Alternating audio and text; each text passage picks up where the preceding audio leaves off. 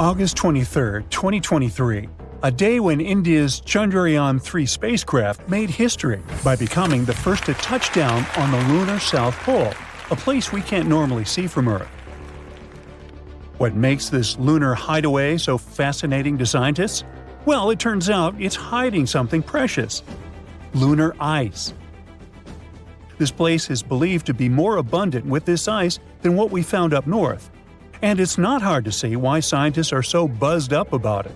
It's a frozen water source, and it could become our key to building a permanent lunar home, or even fueling missions all the way to Mars. Scientists knew about this ice for over 2 decades, since the NASA spacecraft accidentally stumbled upon it during one of the missions. Then in 2018, NASA triumphantly declared that they're 100% sure about it. They said that the south pole of the moon is abundant with water. Now, picture this. Future lunar settlers could tap into this water supply. It could help us sustain life in the barren lunar landscape. Plus, by cleverly splitting the water into oxygen and hydrogen, we could receive both air and rocket fuel. All this will make moon missions more feasible and self-sustaining. It's also a great glimpse into the past. This ice, maybe as old as the moon itself, could unlock the moon's and Earth's deep mysteries. But it turns out that water isn't rare in space at all. There might be lots of planets out there where life could thrive. We know this because we started finding water vapor around stars, and this water is remarkably similar to the water in our own solar system. This discovery suggests that the water on Earth originally came from space. Water forms around stars in the cloud of extremely hot vapor. Then it turns into ice and sticks to tiny dust particles. These particles stick together over time and become bigger objects, like comets, planets, and other things. Some of these become comets and planets in our own solar system. And this is how water is being spread across the universe, and it may be how it got to our planet and the moon too. Scientists think that the lunar ice might have journeyed here eons ago. Maybe it hitched a ride on water-rich asteroids that smacked into the moon's surface. All this has big implications for us. The southern pole is an ideal canvas for humanity to establish a real moon base. Imagine brick domes connected by secret underground tunnels. They'll be bustling with people busily operating computers. Some others will be cruising the lunar landscape in their jeeps or on their way to mine precious resources. We have some pretty cool ideas on how to build this. First, you probably imagine hauling hefty and water-draining shelters all the way from Earth. But maybe there's a more effective way. Think about our history as a civilization. Every time we ventured to a new place, we surveyed the surroundings for available resources and used them to survive and thrive. This is how we spread across our own planet. So why shouldn't we spread across the moon the same way? Now, you might wonder what resources the moon might offer. We know about the ice, and it can be turned into water. But we can clearly see that our planet lacks lush greenery and edible food. Well, it might not be obvious, but the moon does have something to offer – mineral resources and sunlight. Unlike Earth, where the sun rises and sets, the lunar poles offer quite a beautiful sight. The sun gracefully orbits the horizon the entire day, which means it can provide an almost uninterrupted source of power. Imagine living in a world bathed in perpetual sunlight. I'm sure the solar panels will love it. Me? Not so much. Still, we could use not only the sun's light, but also its heat. Honestly, we should just use everything. If we're left with spare metal while producing oxygen, find a purpose for that metal too. We need to treat the environment responsibly, not only on Earth, but on the moon as well. Which is why scientists are learning how to turn the moon's most abundant resources, regolith, into sturdy bricks. They've been quite inventive in figuring out how to create moon bricks. Scientists want to use the sun's heat to melt lunar dust, layer by layer, essentially creating a 3D printer for moon dust. Engineers have also cooked up bricks using solar ovens and zapped lunar soil with microwaves. They become quite adept at it. So yeah, Perhaps we're going to establish a little brick factory on the moon and build regolith houses. It's like Minecraft in real life. As soon as you find some cool new material, you gotta build a tiny house with it. If successful, these bricks could be used to construct entire buildings, potentially covering inflatable modules or giving new life to abandoned landers. So, will astronauts need to become skilled bricklayers? Well, they won't do everything themselves.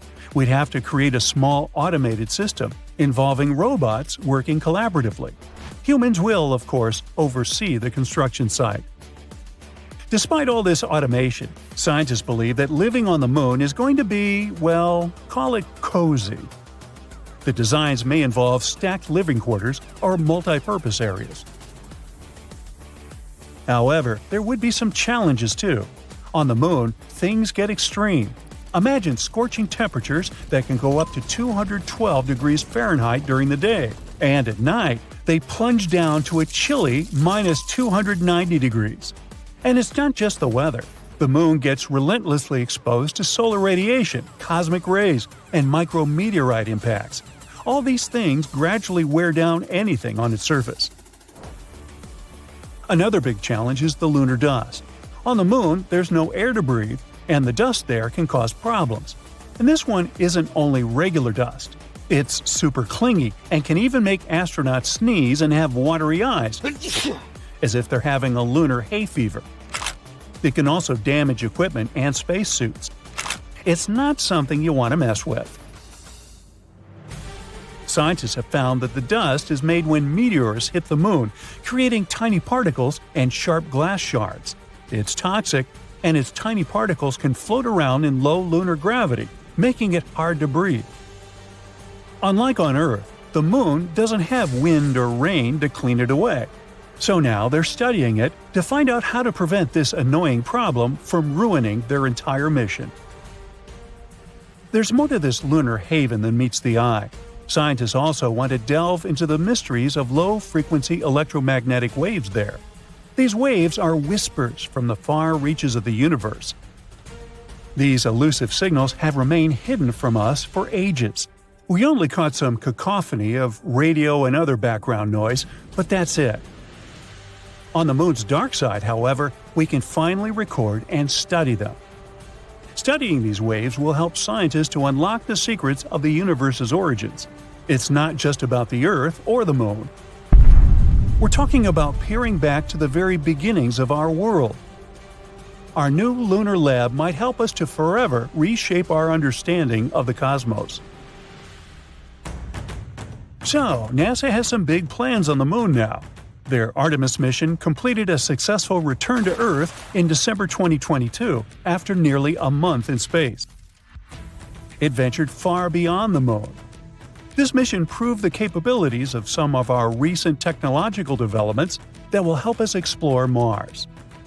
The goal of Artemis is to establish a lasting presence on the moon. They want to create a gateway, like a space station in orbit around the satellite, to help with the landings. Artemis 2 is set to carry astronauts to lunar orbit in 2024, and during Artemis 3, which should take place in the mid-2020s, 2 astronauts will touch down near the moon's south pole. It's quite possible that the lunar base will be built within the next couple of decades. So, stay tuned. How about playing golf? Not on Earth, but on the moon. Let's journey back to a time 50 years ago when one astronaut turned the lunar surface into the most unusual golf course ever. Any golfer will tell you how tricky it is to avoid sand traps, but picture Alan Shepard, a NASA astronaut dealing with an entire surface that feels like super fine powder. During the Apollo 14 mission, he took a break to showcase some spacey golf skills for everyone watching from Earth. After his first shot, he excitedly made another. For him, it seemed the ball went forever and ever. Let's dial back to reality for a moment. Thanks to the research by the United States Golf Association, or USGA, we've got some numbers. They found that Alan's first moon ball traveled 24 yards, and his second stretched for 40 yards. Now, how does that compare to the average golf shots back here? In regular gravity, one usually swings to about 216 yards. Just goes to show, while we've upgraded our golf game on Earth with tech and training, the moon's low-gravity playground is a different environment altogether. Now let's give Alan some props. Moon golf? Not as simple as you might think. His club wasn't one from your local sports store, it was a makeshift one. A moon sample collector with a club head stuck to it. Add to that the bulky spacesuit he had on. Imagine trying to swing wearing an outfit that's as stiff as cardboard. With all that gear, Alan could only muster a one-handed swing. Care to have a similar experience? Well, you might not be able to play golf on the moon anytime soon, but you can give it a shot underwater. Some say the conditions are similar. Here's where it gets even more interesting. The USGA didn't just take Alan's word on where the balls landed. They wanted to investigate. For starters, they used ultra-clear footage of the Apollo 14 mission. They also used some sharp images from NASA's special moon camera, launched in 2009. Using this imagery, they mapped out the journey of those two golf balls. Alan loved his unique golf club so much, he wanted to bring it back home. No big deal, right? Well, you see, in those days, astronauts would leave behind unnecessary items to make space for moon rocks. But not this club. So during the 70s, this interstellar golf club found a new home at the USGA Museum in New Jersey. Unlike regular golf clubs, this one had a twist. It was crafted from aluminum and Teflon. It was built to fold and fit snugly within the tight spaces of the lunar lander. How did this whole moon golf idea even pop up? Well, in 1970, golf legend Bob Hope paid a visit to NASA. Inspired by Hope's love for golf, an idea came into Shepard's head: moon golf. To turn his dream into reality, he collaborated with a golf professional and NASA's tech specialists. Together, they crafted a club that met NASA's strict safety norms. But hey, Alan didn't want this to be just a surprise stunt. Remember, traveling to the moon required very strict protocols. They couldn't just randomly have a picnic up there, you know? So, Alan made sure NASA officials agreed with this impromptu game of golf. They were initially skeptical, but eventually gave the green light after Alan passionately laid out his plan. He also promised he'd start playing if everything went smoothly on the mission. Determined to make it perfect, Alan prepped like a champ. The story goes that he'd put on his hefty spacesuit and sneak off to secret spots so he could practice. Decades later, he'd still be reflecting on his lunar escapade. He was the only golfer to ever swing on the moon. It's not just golf balls that astronauts left behind on their trips. There were actually a lot of objects left on the moon between 1969 and 1972, the year of the last moon landing. Each time you gaze up at the moon, remember that there's a cute family photo up there, some huge science gadgets, a small statue, a bunch of, well, human waste bags, and yes, some American flags. Years have passed by, and yes, technically those items are still hanging out there, though they've probably seen better days because of the harsh conditions on the moon. Some items had a special place in the astronauts' hearts and were meant to stay on the moon. But hey, leaving some stuff behind also meant they could bring back moon samples. You know the feeling. It's like when you need to make room in your suitcase for souvenirs when you're finishing a vacation. Does NASA have a complete list of things they left on the moon? Well, not really. In fact, one team tried to create a record of some of the items and reached an amazing list of 106 left there from the Apollo 11 mission alone. And that's not counting Neil Armstrong and Buzz Aldrin's famous footprints. The largest items at each landing site were mostly the sciencey stuff, like pieces of their lunar module and experiments to study the moon in depth. Then there were some beautiful tokens, like Apollo 11's plaque and a special disc with messages from leaders around the world. Some say the astronauts also took medals to remember some heroic cosmonauts, and they even left a gold olive branch, an age-old symbol of peace. Now, later moon missions had a little more fun, like Alan Shepard did with his golf game. But the award for the most heartwarming moment goes to Charlie Duke. During the Apollo 16 mission, he left a picture of his family up there. It's like he wanted them to be a part of the adventure. Although, a heads up, those photos probably didn't age well because of the moon's high exposure to the sun's radiation. There might just be an art museum up there on our satellite too. Let me explain. There's this tiny little art piece called the Moon Museum. It's a ceramic chip about the size of your nail, and it was crafted by an artist named Forrest Myers. This tiny object showcases miniature artworks from 6 talented people. Among them are even the famous Andy Warhol, the same artist known for his iconic soup cans and celebrity portraits. Forrest Myers said he wanted his mini museum to be on the moon, but there was a problem. NASA officials weren't exactly on board with the idea. However, Myers shared with the press that he handed over this art chip to an engineer working on the Apollo 12 mission. According to Myers, this engineer secretly tucked the Moon Museum onto a leg of the lunar lander. In case you haven't figured it out yet, these lunar landers don't come back to Earth after their mission. Take this with a grain of salt though, as NASA has never confirmed this story. You might wonder, why did they leave all these things? Sometimes it was about making a statement. Other times, it was purely practical. At one point, it was mentioned that during the Apollo 11 mission, for example, a decision needed to be made. The astronauts had to quickly figure out what was essential for their trip back home.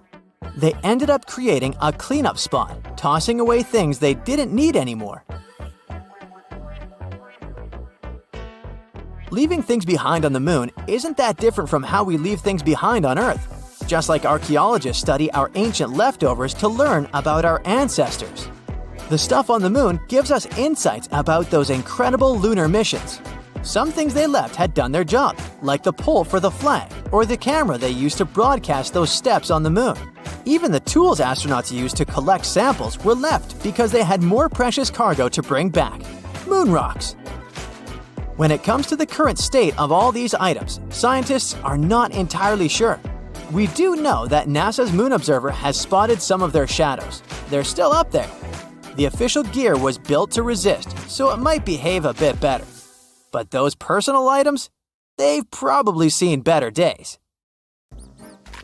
Okay, I officially give up on the hope that the moon is made of cheese after all. Wow, not even Gouda. The shiny lunar ball, or a curved banana, or half of a coin, depending on what phase it's in, has different layers inside, just like Earth. One of these layers is called the inner core. About 20 years ago, scientists were observing how the moon rotates. Using that data, they concluded that it had a fluid outer core, but the inner core was hard to study, so they didn't know if it was solid like a rock or molten like a hot liquid. But things are clearer now. Astronomers have collected data from different missions, including the Apollo missions, where astronauts went to the moon and gathered information themselves. Plus, they've used a special technique called seismic data. This method is all about studying how sound waves move through things. Take earthquakes on our planet as an example. When an earthquake happens, it creates waves that travel through the ground. Scientists can detect and analyze these waves to learn more about Earth's interior. The same idea can apply to other objects in our solar system, or planets, or, in this case, the moon. When quakes or moonquakes happen, they generate sound waves, and by carefully listening to and studying these waves, scientists can create a detailed map of what's inside the object. They can figure out things like different layers, what they're made of, and how they're arranged. To check the moon's deep interior, scientists also use something called laser ranging. This method measures the distance between the surface of the Earth and the moon very precisely. And ta-da! Our natural satellite's inner core is a dense, solid ball made of iron, just like Earth's. It's about 310 miles wide, which is nearly 15% the size of the entire moon. Researchers also have stumbled upon evidence that supports the theory that the layer between the moon's surface and its core, called the mantle, has been moving around as the moon evolved over time. This movement is something we call lunar mantle overturn, and it could explain why we find elements rich in iron on the lunar surface. Mantle material ends up being carried upward, and the volcanic rock remains in the moon's crust. Some of the materials in this rock were too dense, like me, so they just sank back through the lighter crust material all the way to the core mantle boundary. It's like a cycle where the moon's mantle material goes up during volcanic activity, carries iron-rich elements to the surface, and then sinks back down. There's another mystery scientists have been trying to solve: what caused the moon's magnetic field to weaken and nearly disappear over time? It seems that now that we know about the iron core and the global mantle overturn, we might get some more answers about the moon's magnetic field. Knowing what the inner core is like can help us better understand the moon's history as well as the history of our entire solar system. Now, one of the theories that's widely accepted about the origin of the moon says there was a massive collision between Earth in its early stages and another mysterious object in our solar system. It's called the Large Impact Theory, and this collision was so strong it ripped off a big chunk of the primitive molten Earth. I mean, not so big compared to what's left. If you put a US nickel next to a green pea, you get a good idea of how big our planet is compared to the moon. Now, this chunk was set into orbit around our planet, and this might have happened about 95 million years after our solar system formed. The object that collided with Earth could have been about 10% the mass of our home planet and roughly the size of Mars. Well, it makes sense. Earth and the Moon do have similar compositions after all. Of course, there are other ideas about how the Moon formed. One says that the gravitational force of our planet captured it. This means that the Moon was just an object innocently passing by when suddenly it got attracted and pulled into Earth's orbit. There's even a hypothesis that Earth stole the Moon from Venus. Ooh. In that case, the Moon shouldn't complain. I guess the view is way better here. So yeah, the Moon and Earth are similar when it comes to rocks and some minerals. But the Moon doesn't have the same atmosphere as our planet. Its atmosphere is thin and consists of some weird gases that include potassium and sodium, which is not something you can find in the atmosphere of Mars, Venus, or Earth. And the rocks on the Moon don't contain water. But that doesn't mean there's no water at all up there. A long time ago, in the 17th century, astronomers saw large dark spots on the Moon's surface. One of these astronomers thought these spots looked like oceans, and he called them maria, which means seas in Latin. Other astronomers also made maps of the Moon, and they used the term maria to describe these dark spots. For example, Mare Tranquillitatis translates to Sea of Tranquility, where Apollo 11 made its touchdown. But it seems those dark spots are not actually oceans. They are plains made of hardened lava that erupted long ago. These volcanic eruptions left behind smooth flat areas called basalt plains. In the late 1800s, one sky watcher studied the Moon and found it didn't have an atmosphere. Without an atmosphere, there are no clouds and no air to keep water from evaporating. So scientists thought that any water on the Moon would just disappear right away. They believed the Moon was totally dry. But then, in 1961, one physicist had a different idea. He pointed out there could be water on the Moon in special areas called permanently shadowed regions. These are spots on the Moon where the sun doesn't shine, so they stay dark all the time. Water ice could exist in these dark areas because they're extremely cold and the ice wouldn't evaporate.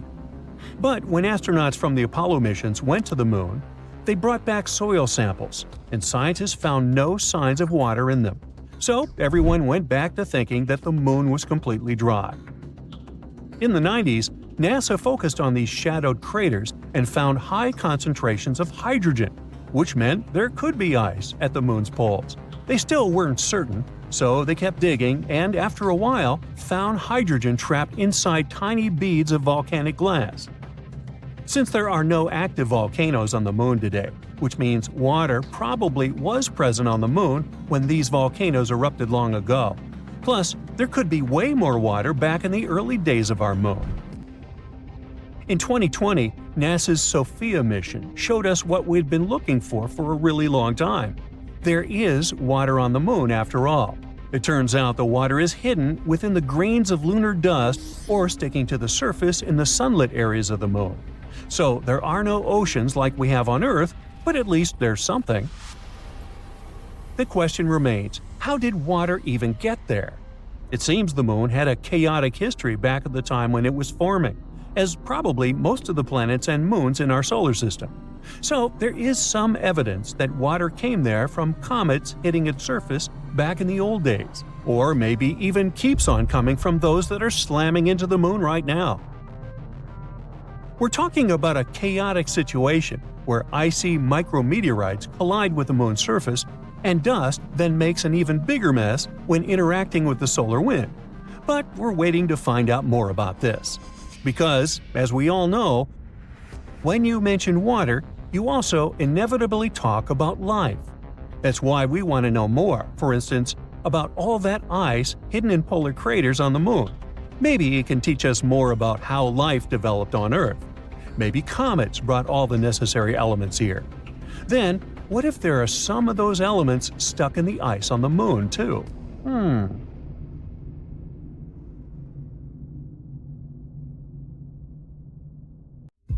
NASA has some incredible plans for the moon.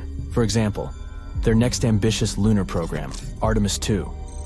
They've set their sights on landing astronauts, including the first woman and the next man, on the moon by 2024. Artemis is all about building a sustainable presence on the moon. They're planning to establish a lunar gateway, a sort of space station in lunar orbit, which will serve as a jumping-off point for lunar landings. And let's not forget about the cool lunar landers. Scientists are developing the mighty Space Launch System rocket, which will launch the Orion spacecraft carrying astronauts towards the moon. Then there's the Human Landing System, a snazzy lunar lander that will gently touch down on the moon's surface, allowing astronauts to explore and conduct amazing scientific experiments.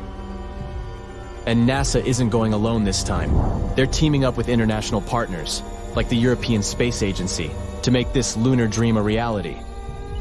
But all these wonderful dreams might be ruined by something that seems super small and insignificant at first. Picture this: no atmosphere, no air to breathe, and suddenly, a mysterious haze and radiant beams of light appear at sunrise and sunset. It's as if the moon is putting on a celestial show. But there is a twist to this beauty. During the Apollo 17 mission in 1972, this beautiful sight made one of the NASA astronauts, Harrison Schmitt, sneeze and made his eyes water. He called it lunar hay fever. This mysterious fever affected all 12 moonwalkers. From sneezing fits to stuffy noses, those astronauts experienced symptoms as if they caught a cold. It took days for the reactions to fade away. This event led to a discovery about lunar dust and its darker side. When scientists found out about these rays, they rolled up their sleeves and delved into their origins. And here's what they discovered. Those radiant bands of light were actually caused by sunlight sneaking through layers of teeny tiny lunar dust. The dust was composed of small particles and sharp glass shards and was lurking everywhere. And it turned out that this lunar dust was a sneaky villain. It brought a whole host of problems. Astronauts who found themselves with impaired vision were just the beginning. The troublemaker went even further, damaging precious machinery and causing electronic malfunctions. It even had the audacity to corrode components and smelled like burnt gunpowder inside the spacecraft. Yikes. It clings to everything, coating surfaces like a mischievous blanket. It can clog up equipment, get into delicate machinery, and even mess with astronauts' spacesuits. In 1972, things got really hairy again. The Apollo 17 astronauts faced a nightmare. After just 22 hours of gallivanting on the lunar surface, their spacesuits suffered irreparable damage. Yes, you heard that right. Irreparable. The dust diminished astronauts' mobility, making it harder for them to move around and perform their moonwalks with grace. And no matter how hard they tried to clean it off, it clung on for dear life, leaving the spacesuits in a sorry state. So, as you can see, it poses some serious challenges for future moon missions. But our intrepid scientists aren't giving up. To solve this problem, they have to understand how lunar dust forms and why it's so darn clingy. They found out that it all begins with meteorite impacts. When these space rocks crash into the moon, they generate a fine dust that fills the air. Sometimes these impacts even cause minerals to melt, forming sharp glass shards that mix with the dust. Talk about a moon makeover. The dust is also filled with silicate, a material commonly found on volcanic planets. Silicate inhalation can cause serious lung problems for Earth's miners, so you can imagine the trouble it can cause on the moon. A recent study found that even a scoop of replica moon dust was toxic enough to destroy up to 90% of lung and brain cells exposed to it. But it gets worse. The low gravity on the moon allows those tiny particles to float around for much longer, penetrating deeper into the lungs. Imagine breathing particles 50 times smaller than a human hair for months. That's a recipe for trouble. And you see, on the moon's surface, things are a bit different than here. There are no rainstorms or strong gusts of wind to blow this dust away. There is also no atmosphere to protect the surface. So without the natural forces of wind and water erosion like we have on Earth, these dry particles stick around persistently. And to make matters more electrifying, the moon is constantly showered by radiation from the sun. This exposure gives the dust an electric charge. The solar winds create positively and negatively charged particles. The particles then buzz around, repelling each other and giving rise to those radiant bands of light that the Apollo 8 astronauts witnessed. It's like a disco party on the moon. ESA, the European Space Agency, has gathered a team of experts to study the lunar dust. They're working with simulated moon dust mined from a volcanic region in Germany to understand its behavior and effects. Engineers also need to find a way to protect future astronauts and equipment. Engineers in NASA want to create spacesuits that can survive not 1, not 10, but a whopping 100 extravehicular activities on the lunar surface. That's like spending 800 hours out there, exploring and having a blast. Besides that, NASA initiated the Breakthrough, Innovative, and Game-Changing Idea Challenge in 2021. It was open to clever university students from all over the world. These young minds put their thinking caps on and unleashed a wave of innovative solutions. For example, they proposed using special fibers that conduct electricity, inspired by fluffy chinchilla hair.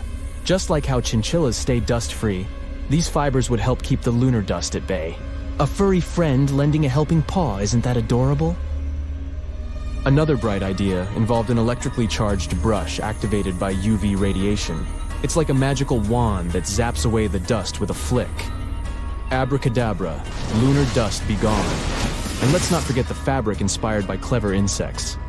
These insects have pollen-collecting structures that repel unwanted dust. So our ingenious students thought, why not mimic that? They designed a fabric with similar properties, creating a shield against the sneaky lunar particles. What's remarkable about these ideas is that they all use the power of charge to fight the dust. They cleverly repel it from the spacesuits, keeping them clean and protected. And even though all these ideas sound pretty great, scientists in NASA unleashed another, even better solution: carbon nanotubes. It's a great way to revolutionize spacesuit fabric. What makes these carbon nanotubes so special? Well, they possess some amazing superpowers. First off, they're superconductive, meaning they can carry electricity like nobody's business. It's like having a lightning bolt trapped inside a microscopic tube. Not only that, but these carbon nanotubes are tougher than the toughest meteors. They have the strength to withstand the harsh lunar environment, where even a speck of dust can cause trouble. Imagine having a suit made of a material that's stronger than Superman's cape. So, NASA's scientists decided to weave these extraordinary carbon nanotubes into the spacesuit fabric. The electrodes were carefully integrated into the outer layer of the fabric, making it a force to be reckoned with. But how do they banish the lunar dust? Well, here comes electrifying science again. When activated by a special alternating current, the electrodes create powerful electric fields. These fields work like magnets, repelling both charged and uncharged dust particles away from the spacesuit. Picture this like a dance party, where the dust particles are the uninvited guests, and the electric fields are the bouncers, swiftly escorting them out. Thanks to this technology, lunar dust doesn't stand a chance against our astronauts. Also on the bright side, the lunar soil can be used to make bricks for shelters. It can also help extract oxygen for astronauts to survive on the moon for long periods of time. When life gives you lemons, make a lemonade, right? So, let's cheer on our NASA Dream Team as they embark on this epic lunar quest. Let's hope that they succeed in their findings, and the next moon mission won't be a big problem. Stay tuned. Soon we might start constructing loads of stuff on the moon. All because India's moon mission has recently detected sulfur near the moon's south pole. This chemical element can come in extremely handy for creating infrastructure on our satellite. It's the first time this chemical element has been discovered on Earth's natural satellite.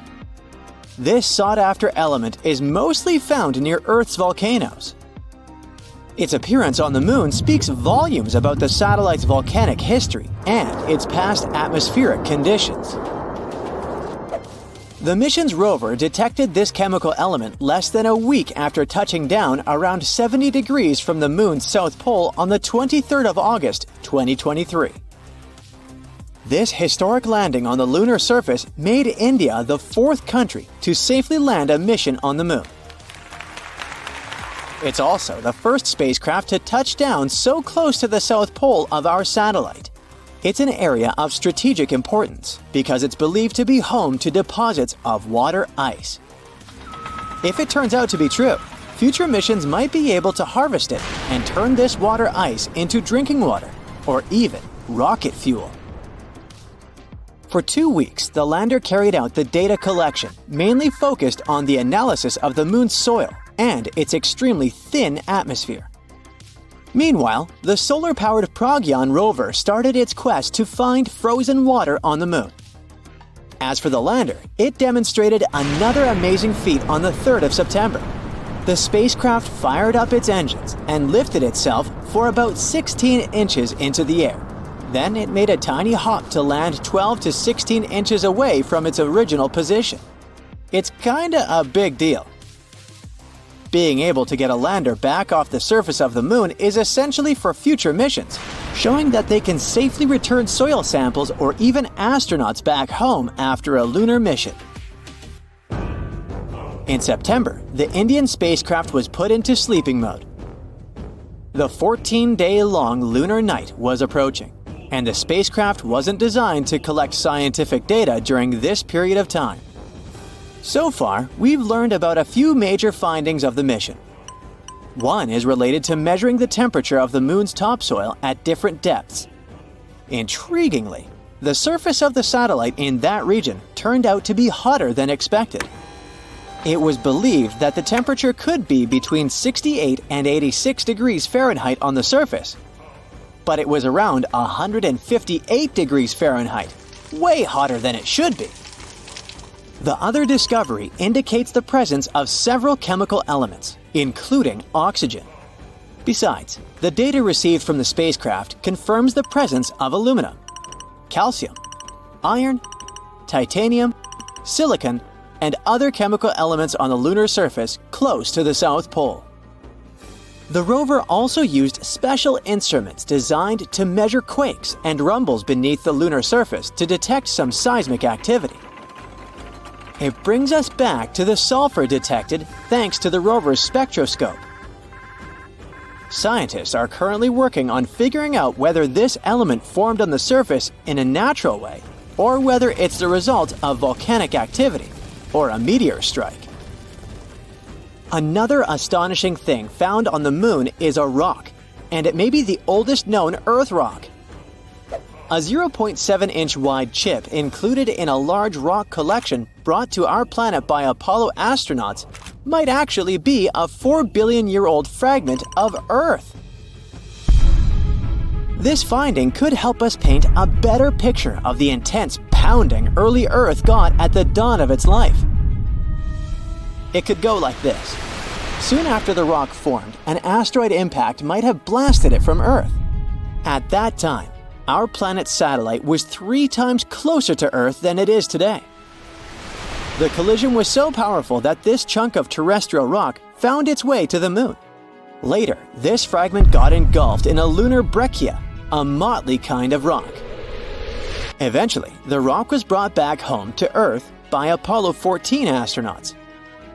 Even though scientists had found meteorites coming from Mars and the moon before, it was the first time a rock from the moon turned out to be a terrestrial meteorite. They also found out that the rock had formed in a water-rich environment at temperatures and pressures corresponding to those at around 12 miles beneath the surface of our planet. In 2019, China's Chang'e 4 mission made history by landing on the far side of the moon. The mission's rover helped researchers visualize structures hidden deep below the surface of the satellite, revealing billions of years of lunar history. The Yutu-2 rover made this discovery with the help of its lunar penetrating radar. It imaged deep into the moon's surface and listened to echoes of sound bouncing back off structures hidden from view under the surface of the moon. It turned out those structures were resting at depths of almost 1,000 feet. The research suggests that the first 130 feet under the surface are made up of layers of dust, soil, and rocks. The instruments also discovered a concealed crater that must have formed after a large object slammed into the moon's surface. Long, long ago, ancient lava was likely to be flowing deep underground.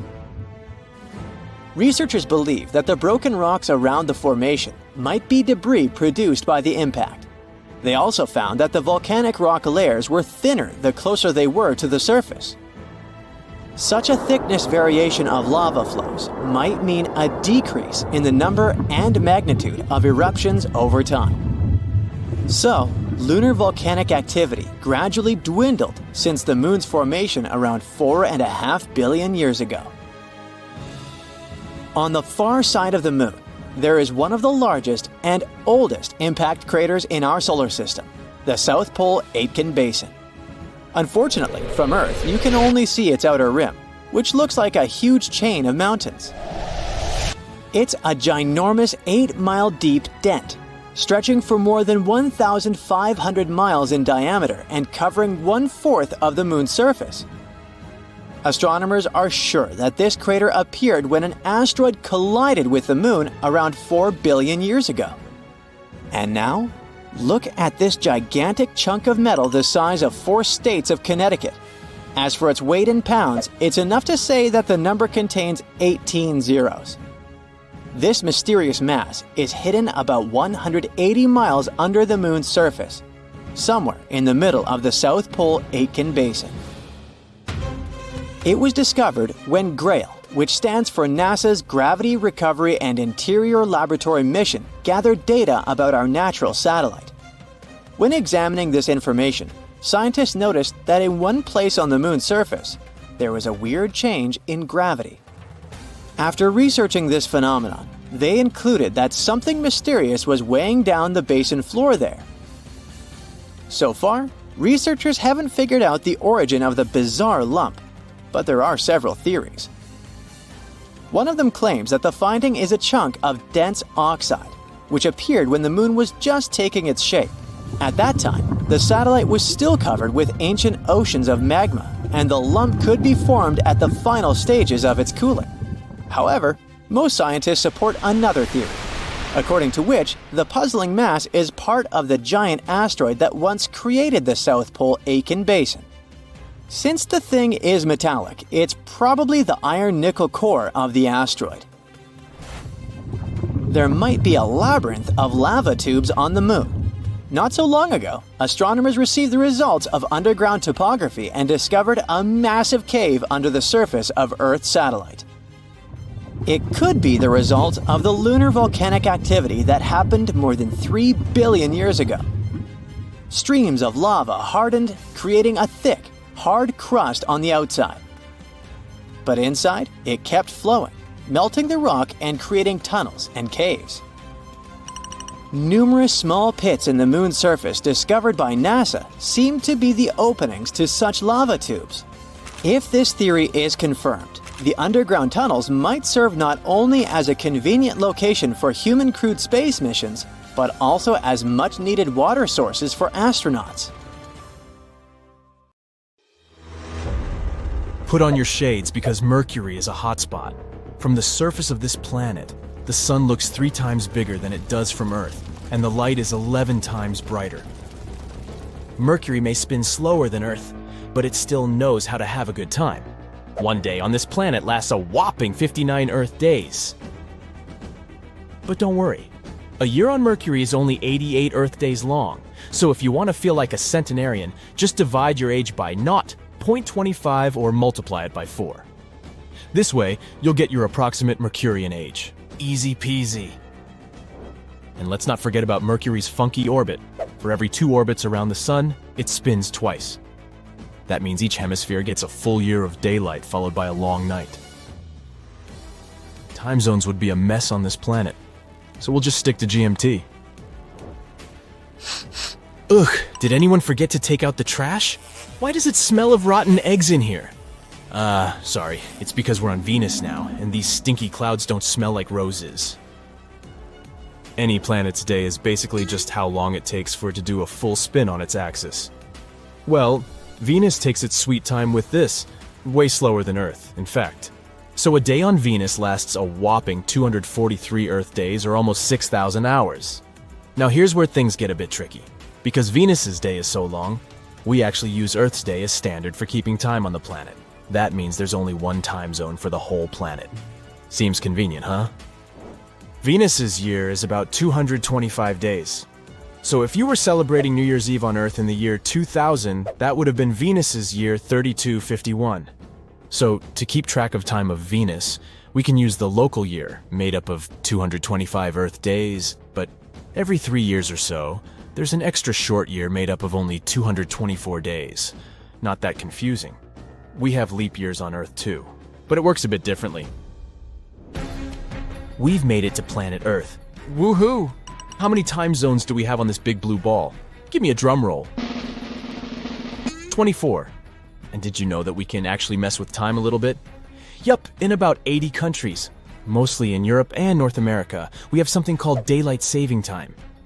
It's where we move our clocks forward an hour during the summer so we can soak up all that sweet, sweet sunshine. But beware, each country has its own rules about DST. So make sure you don't get caught snoozing when you're supposed to be working. And get this, some regions even have time zones that differ from UTC by half or quarter-hour increments. Can you imagine that the moon is getting its own time zone? The European Space Agency announced on Monday that it's time for the moon to have its own synchronized time zone. With more and more countries and private companies planning missions to our lunar neighbor, it's important that we all speak the same language when it comes to timekeeping. Right now, each mission carries Earth's coordinated universal time with it, which is fine when there are only a few missions happening at once. But with dozens of moon missions planned over the next few years, things are going to get tricky. We need a system in place to make sure everyone's on the same page, or we'll end up with different spacecraft out of sync with each other, and nobody wants that kind of chaos in space.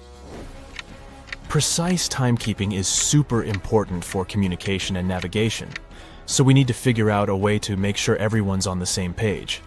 The ESA hasn't figured out exactly what form this new lunar time zone will take, but they're working on it. Should there be a single organization responsible for keeping lunar time? Or should we let the moon set its own time?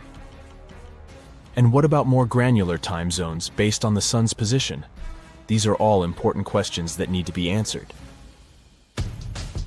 When it comes to a day on Mars, it's not too different from a day on Earth. We're talking 24 hours, 39 minutes, and 35 seconds.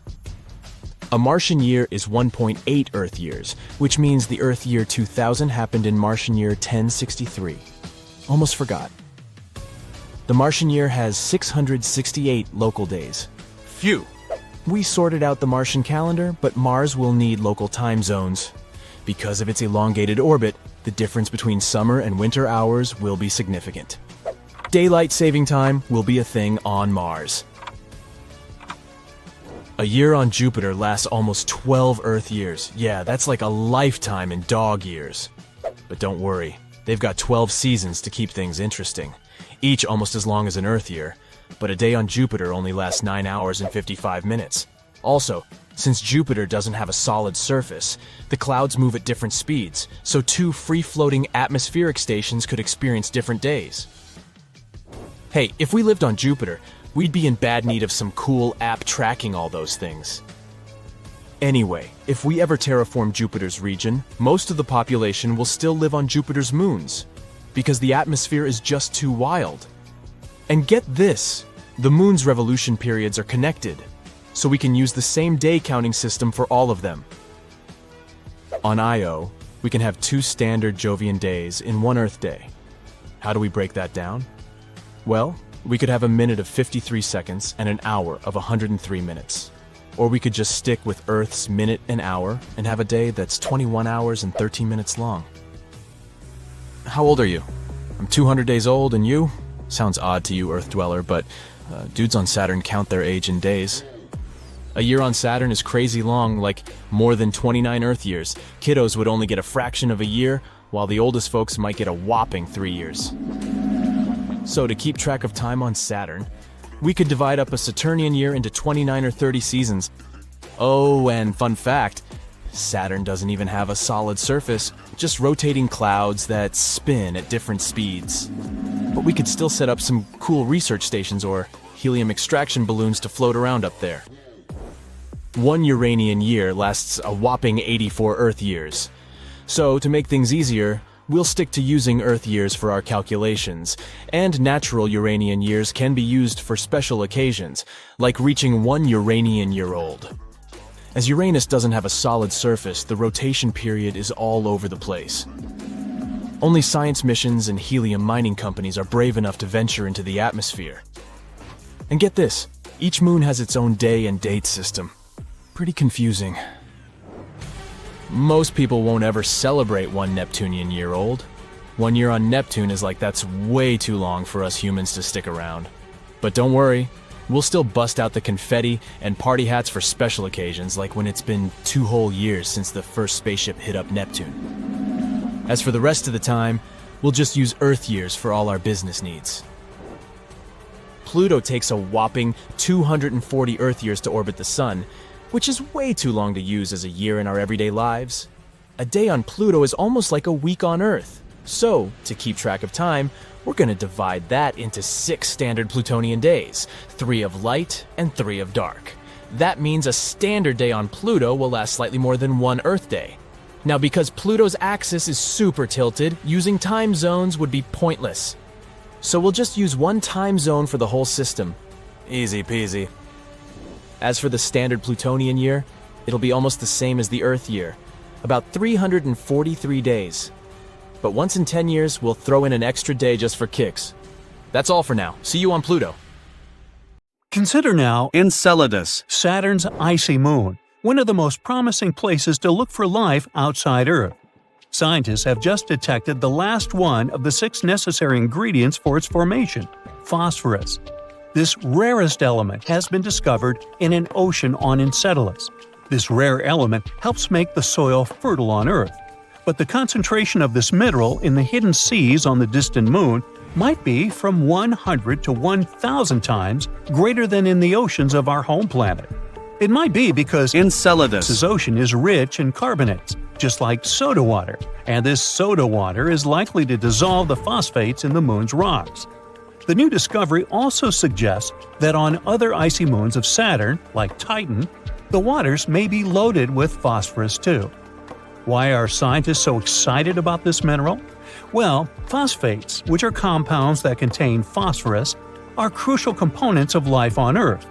DNA, RNA, and cell membranes contain them. But among those 6 elements required for life, which are carbon, hydrogen, nitrogen, oxygen, phosphorus, and sulfur, phosphorus is the least common. In 2004, the Cassini space probe entered the dust from the second outermost ring of Saturn, called the E-ring. It's made up of ice grains Enceladus ejects. And while studying these ice grains examined by Cassini's cosmic dust analyzer, researchers have detected phosphorus. Enceladus, Is the 6th largest moon of Saturn. It's not really large, only 314 miles across. This makes the space body small enough to fit inside Arizona. We should try that sometime. Interestingly, when the Cassini space probe first arrived at Saturn, astronomers thought that Enceladus, it was going to be a frozen ball of ice. But then, surprise, surprise, they spotted plumes of icy particles and water vapor erupting from geysers on the moon's surface. It became clear that there was a global ocean between the moon's rocky core and its icy shell. The same researchers previously discovered that Saturn's moon might be home to complex organic molecules, too. Before, scientists thought phosphates could be trapped within the rocky cores of Enceladus. and similar worlds. That's why the newest works, which hint that phosphates might also be abundant in the ocean, came as a surprise. Researchers examined 305 ice grains from Saturn's E-ring and found out that 9 of them contained phosphates. And these results were clear and unmistakable. And it's very important because some time ago, phosphine, a compound of hydrogen and phosphorus, was believed to exist in the clouds of Venus. But no one has managed to find any evidence to support this theory. On Enceladus. there's no controversy, and phosphates do exist there. Astronomers consider Europa one of the most promising places in the solar system to search for new life forms. All because this moon has a huge saltwater ocean with a depth of 40 to 100 miles. Yes, it is hidden under a layer of ice that is estimated to be from 10 to 20 miles thick, but it is still potentially habitable. Astronomers claim that plumes of water erupt from cracks in the ice shell and release the contents of the moon's ocean into space. Of course, it's going to be challenging for any life-seeking mission to access such a deep environment. On the bright side, as we are, scientists already have some evidence that there are way shallower pools that probably lie much closer to the surface of the moon. They might be located even less than 1 mile under the ice. And there are 2 great things about this news. First of all, it boosts the odds of life existing on Europa. And secondly, if it's true, it can make it easier for future missions to find these life forms, if there are any. Then we've got Titan, Saturn's largest moon. It's smaller and has lighter gravity than Earth, but it still reminds us of our planet. Like on Earth, nitrogen dominates its atmosphere. Titan is the only other world in our solar system with lakes and rivers. These water bodies are made of hydrocarbons, methane, and ethane. There's also a subsurface ocean of water, but it's located very deep down, and no one has figured out yet if this ocean makes contact with anything under the surface. If it does, it could provide fuel for life after mixing with complex chemistry on the surface. But Enceladus. and the other icy moons aren't the only place in the solar system that might host or once hosted life. In 2003, Mars Express, a spacecraft launched by the European Space Agency, discovered methane in the atmosphere of Mars. On our planet, the biggest part of this gas in the atmosphere is produced by living creatures, for example, by cattle digesting food and emitting, gas. However, scientists think that methane was stable in the Martian atmosphere for about 300 years. And then, in 2006, the methane almost entirely vanished from the red planet. And it happened 600 times faster than the researchers' model accounted for. The question? What or who generated the gas, and where did it go? Another Martian mystery is microbes that might be sleeping beneath the surface of Mars. There, they might have been protected from the harsh radiation coming from space for millions of years. Scientists simulated the conditions on Mars in a lab to check if it could possibly be true. And they were amazed to find out that bacteria could easily survive in such conditions for 280 million years. Ooh, that's a long shelf life. This means that if life existed on Mars, we could find the evidence in the planet's subsurface by drilling into the Martian soil. Right now, there is no flowing water on Mars, and cells or spores would simply dry out. Plus, the frozen temperature is similar to that of dry ice. In other words, it's deeply frozen. Let it go. And still, there could be 6 types of bacteria and fungi living underground on the red planet. The most likely of them is nicknamed Conan the Bacterium due to its tough nature. Well, I guess time will show. Anyway, if we don't find life outside Earth in our solar system, we could probably look for it on exoplanets, which is what planets outside our star system are called. Some of them look very promising. The closest to Earth exoplanet is Proxima Centauri b. It's a mere 4.2 light-years away from Earth. Recently, astronomers have found out that this world might resemble Earth even more than they previously thought. It's just 17% more massive than our home planet. It orbits a star that is dimmer and less massive than the Sun. Proxima Centauri b is in the middle of the star's habitable zone.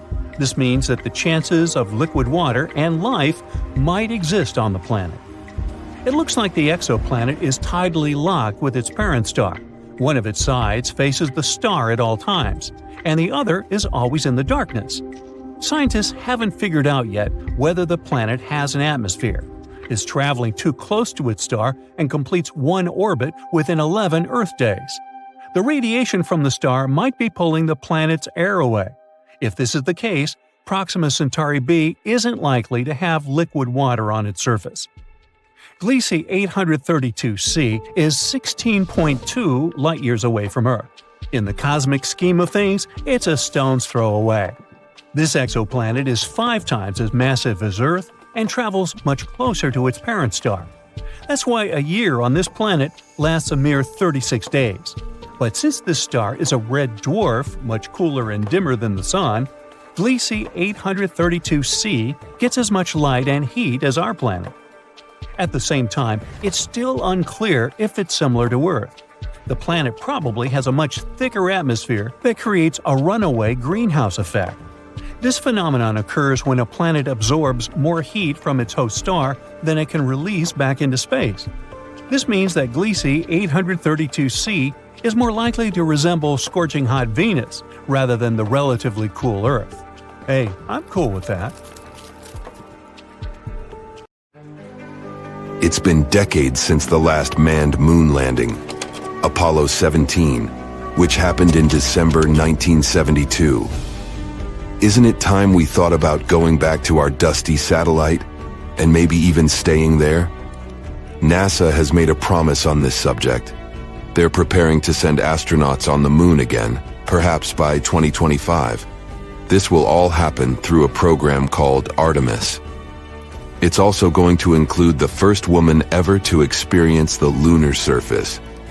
Now you might ask, why haven't we done this already? One former NASA administrator said something interesting on the subject. It's not because of scientific or technological issues. Problem was that the potential projects took too long and were just too costly. You see, space travel, especially when it involves humans, isn't easy on the pockets. It's true that, in recent years, NASA had budgets of billions of dollars. Sure sounds like enough money, right? Well, not when you check out their to-do list. That's because they have to consider everything. From telescopes and giant rocket projects to missions also targeting the Sun, Jupiter, Mars, and beyond. When you look at it this way, NASA needs to be very good at budgeting to achieve all those goals. It's not just because of finances, though. The moon itself is quite problematic. It poses real dangers that cannot be taken lightly. For starters, its surface is filled with craters and boulders that aren't easy to land on. Then, there is the moon dust, or regolith, if you'd like to call it by its scientific name. It was created over many years by meteorite impacts. It's extremely harsh and sticks to everything. It can potentially damage spacesuits, vehicles, and systems quite quickly. Also, dealing with the lunar habitat isn't a walk in the park either. The moon has no protective atmosphere. What this means is that for 14 days at a time, the lunar surface is faced with harsh rays from the sun. That period is followed by another 2 weeks of total darkness. All these changes create extreme temperatures, which us humans are not really accustomed to. There are solutions, don't worry. NASA is working on dust and sun-resistant spacesuits and vehicles. They're even developing a system that might supply electricity during those lunar nights. What's even more interesting about this system is it could come in handy on Mars too, once we get there. NASA also needs to draw in really smart people for its projects. Think about it. The average age of the people working for the mission control for Apollo 13 was just 26 years old. And these people had already been part of numerous missions by that time, which means they'd had considerable experience from a very young age. But here's where other individuals can help too. In recent years, It wasn't just NASA who's been working tirelessly to revolutionize space travel. There are many successful people out there with enough resources to join in on these efforts. Some are developing new types of rockets that can land on the moon too. In total, NASA landed 12 people on our satellite. It's definitely one of the most awesome moments in its history, if not the best. And those astronauts did amazing things up there. They brought back rocks, took snapshots, did science experiments, and even left flags behind. These were all important moments of the Apollo missions. But they weren't meant to create a safe place for humans on the moon. Scientists have had this idea of a lunar space station for a long time now. It's only logical. After all, it's just a 3-day trip from Earth. It means we can, technically, afford to make little mistakes here and there, without messing up the whole project. Plus, we'd learn so much before venturing even further into space. A moon base could provide fuel for deep space missions. We could also build telescopes up there, and launch them way easier in space.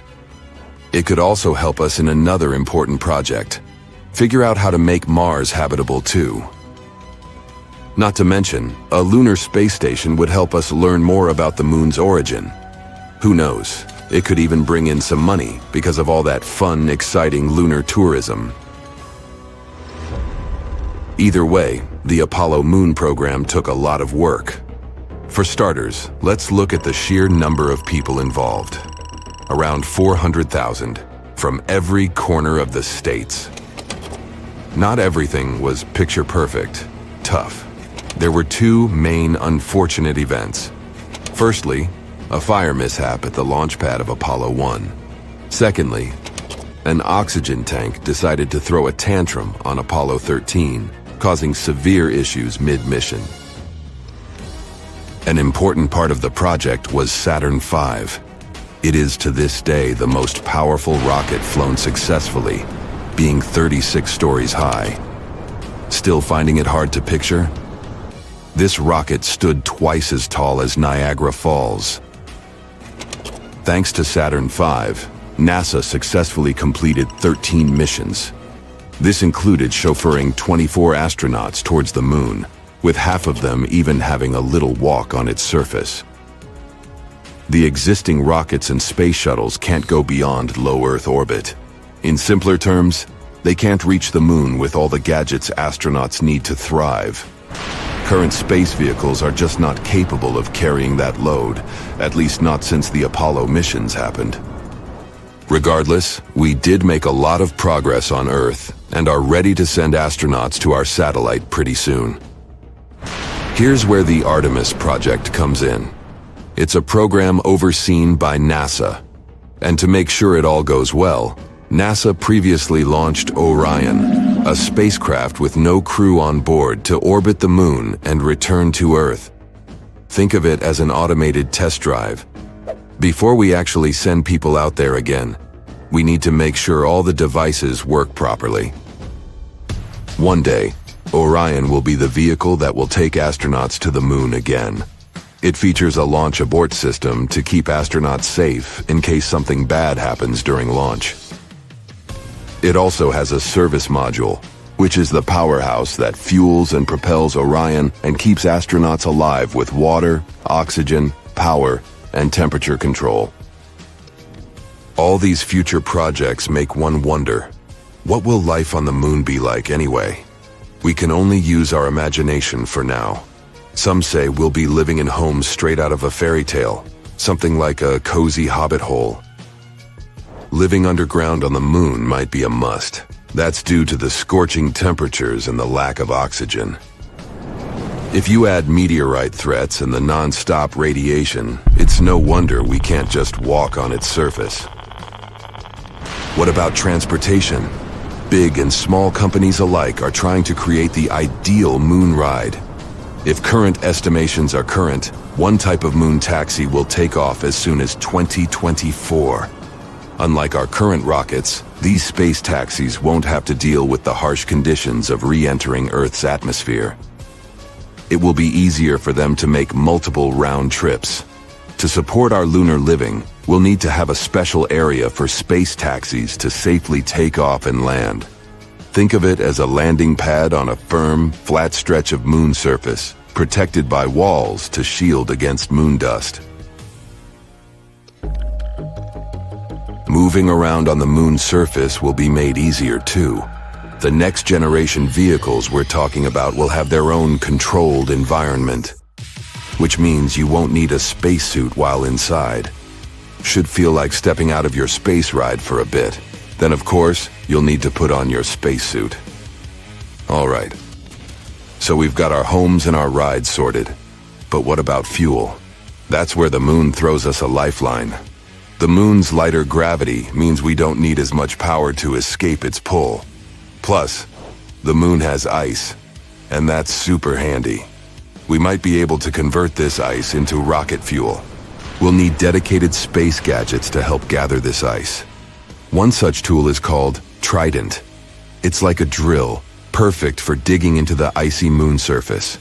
Additional robotic helpers would then turn this ice into fuel and deliver it to a space gas station. If this works, rockets on their way to Mars could stop by for a quick fuel top-up before continuing their journey. What a nice cosmic family. Meet Mars. I bet you've met him before. These two little guys are Phobos and Deimos, Mars's small moons. But it seems like Mars isn't treating the little ones the right way. Phobos and Deimos are believed to be captured asteroids. However, Phobos is gradually moving closer to Mars due to gravity, and it is predicted that it will eventually be destroyed by the planet's gravity within the next 35 million years. I won't be around then. So, I imagine this will result in a ring of debris around Mars, similar to Saturn's rings. However, this process is a natural phenomenon and not an act of destruction by Mars. Apparently, Phobos is getting ripped apart by the crazy gravitational forces of the red planet. But wait, there's more! Phobos has these crazy parallel grooves all over its surface. We used to think that they were from an asteroid crash, but now scientists think they're actually from Mars's intense gravity pulling the moon apart. Talk about a rough ride! Scientists have this wild idea that when a little guy like Phobos gets too close to a big guy like Mars, it starts to stretch out towards it. They call it the tidal force. Phobos is predicted to get stretched out so much that it'll actually break apart. Crazy, right? And the debris from the moon will form a tiny ring around Mars, just like Saturn's rings. Now, some people thought that Phobos' tiger stripes were caused by tidal forces before, but that theory got shut down because the moon is just too darn fluffy. But now, these genius researchers ran some computer simulations and found out that maybe there's a hard shell underneath all that fluff that could create grooves on the surface. But don't worry. At the rate Phobos is going, it's going to crash into Mars in about 40 million years. But if tidal forces are already tearing it apart, it might not even last that long. However, we'll still have the chance to learn more about Phobos. NASA just picked 10 rock star researchers from all over the U.S. to join the science working team for JAXA's Martian Moons Exploration, or just MMX mission. As NASA-supported participating scientists, they'll be helping JAXA explore the two Martian moons, Phobos and Deimos. And get this, they're even planning to land on Phobos and grab a surface sample. The mission is set to launch in 2024, and we'll get our hands on that sample in 2029. 7 of the lucky researchers will be using the MMX flight instruments to conduct their research. Phobos is a real oddball. It's only 17 miles wide and orbits Mars at a distance of 3,728 miles, to be precise. Now that's way closer than Earth's moon, which takes a whole 27 days to orbit us. But Phobos is in a death spiral toward Mars and is slowly falling towards the planet's surface at a rate of 6 feet every 100 years. But there must be a reason why Mars is acting that nastily, right? What if it's all just because of plain vengeance? Well, okay, picture this. Mars is minding its own business, being all hot and watery like a young Earth. It's got a sweet magnetic field that's protecting it from cosmic radiation and keeping its atmosphere nice and thick. Hey, life is good. But then, at least 20 asteroids, each the size of a small country, come crashing down on Mars like a giant game of cosmic whack-a-mole. One of them even leaves a crater that's almost 2,000 miles wide. Now imagine how Mars must feel with 2 asteroids being its moons after what other asteroids did to the red planet. All these impacts are like a massive punch to Mars's gut, and its already weak magnetic field is knocked out cold. The core gets all overheated and can't circulate properly, which means no more magnetic field to protect the planet. It's like as if you were wearing nothing at the depth of the Mariana Trench. If it were possible, you'd be defenseless and chilly. That's basically what happened to Mars. So now, poor Mars is out there in the cold, unprotected from all those nasty cosmic rays. It's like going outside without sunscreen, not a good idea. But at least we can learn from Mars's mistakes and make sure Earth doesn't have the same fate. Maybe we should start investing in some asteroid insurance. But trust me, the red planet isn't mean at all. It's actually pretty friendly. While Mars may seem to be pretty tough for Phobos, there's something that might be thriving with Mars's help. So get this, a team of scientists found a way to grow rice on Mars. Yep, you heard me right. They used MMS, not the outdated way to send pictures, but a special soil called Mojave Mars Simulant. It's supposed to mimic Martian soil. And here's the catch, Martian soil has these nasty percolate salts that can be toxic for plants. So the team grew 3 types of rice, 1 normal and 2 gene-edited with mutations that make them better at handling stress like drought or salinity. And guess what? The mutant strains were able to root in soil with 1 gram of percolate per kilometer. Take that, Martian soil. But hold up. The rice grown in the MMS didn't turn out as great as the ones grown in regular potting soil. So the team decided to mix 1/4 of the potting soil with the Martian simulant, and looky there, the plants started developing better. Now these scientists aren't just thinking about feeding Martians. They also want to see if their findings can help grow crops in places on Earth with high salinity. And get this, the whole project started when 2 researchers met for coffee and decided to try growing plants together. Well, isn't that nice? I suspect you're about to say, hey, but if you want to grow rice on Mars, you have to ship insane amounts of water from Earth, and it's not easy to quench this plant's thirst. You're right. You need about 449 gallons of water to only grow a pound of rice. But guess what? Scientists made a groundbreaking announcement at the Lunar and Planetary Science Conference in Texas. They found a relic glacier near Mars's equator. That's right, water ice on Mars, even near the equator. This is huge news, and could mean there's even more ice just below the surface. It's not just any glacier, it's a relic glacier that's estimated to be 3.5 miles long and up to 2.5 miles wide. It's like the size of a small town. It's got all the features of a glacier, including crevasse fields and moraine bands. But get this, it's not actually ice. It's a salt deposit that formed on top of the glacier while preserving its shape. So, how did this salt deposit form? Well, it turns out that volcanic materials blanketing the region might have something to do with it. When these materials come into contact with water ice, sulfate salts may form and build up into a hardened, crusty layer.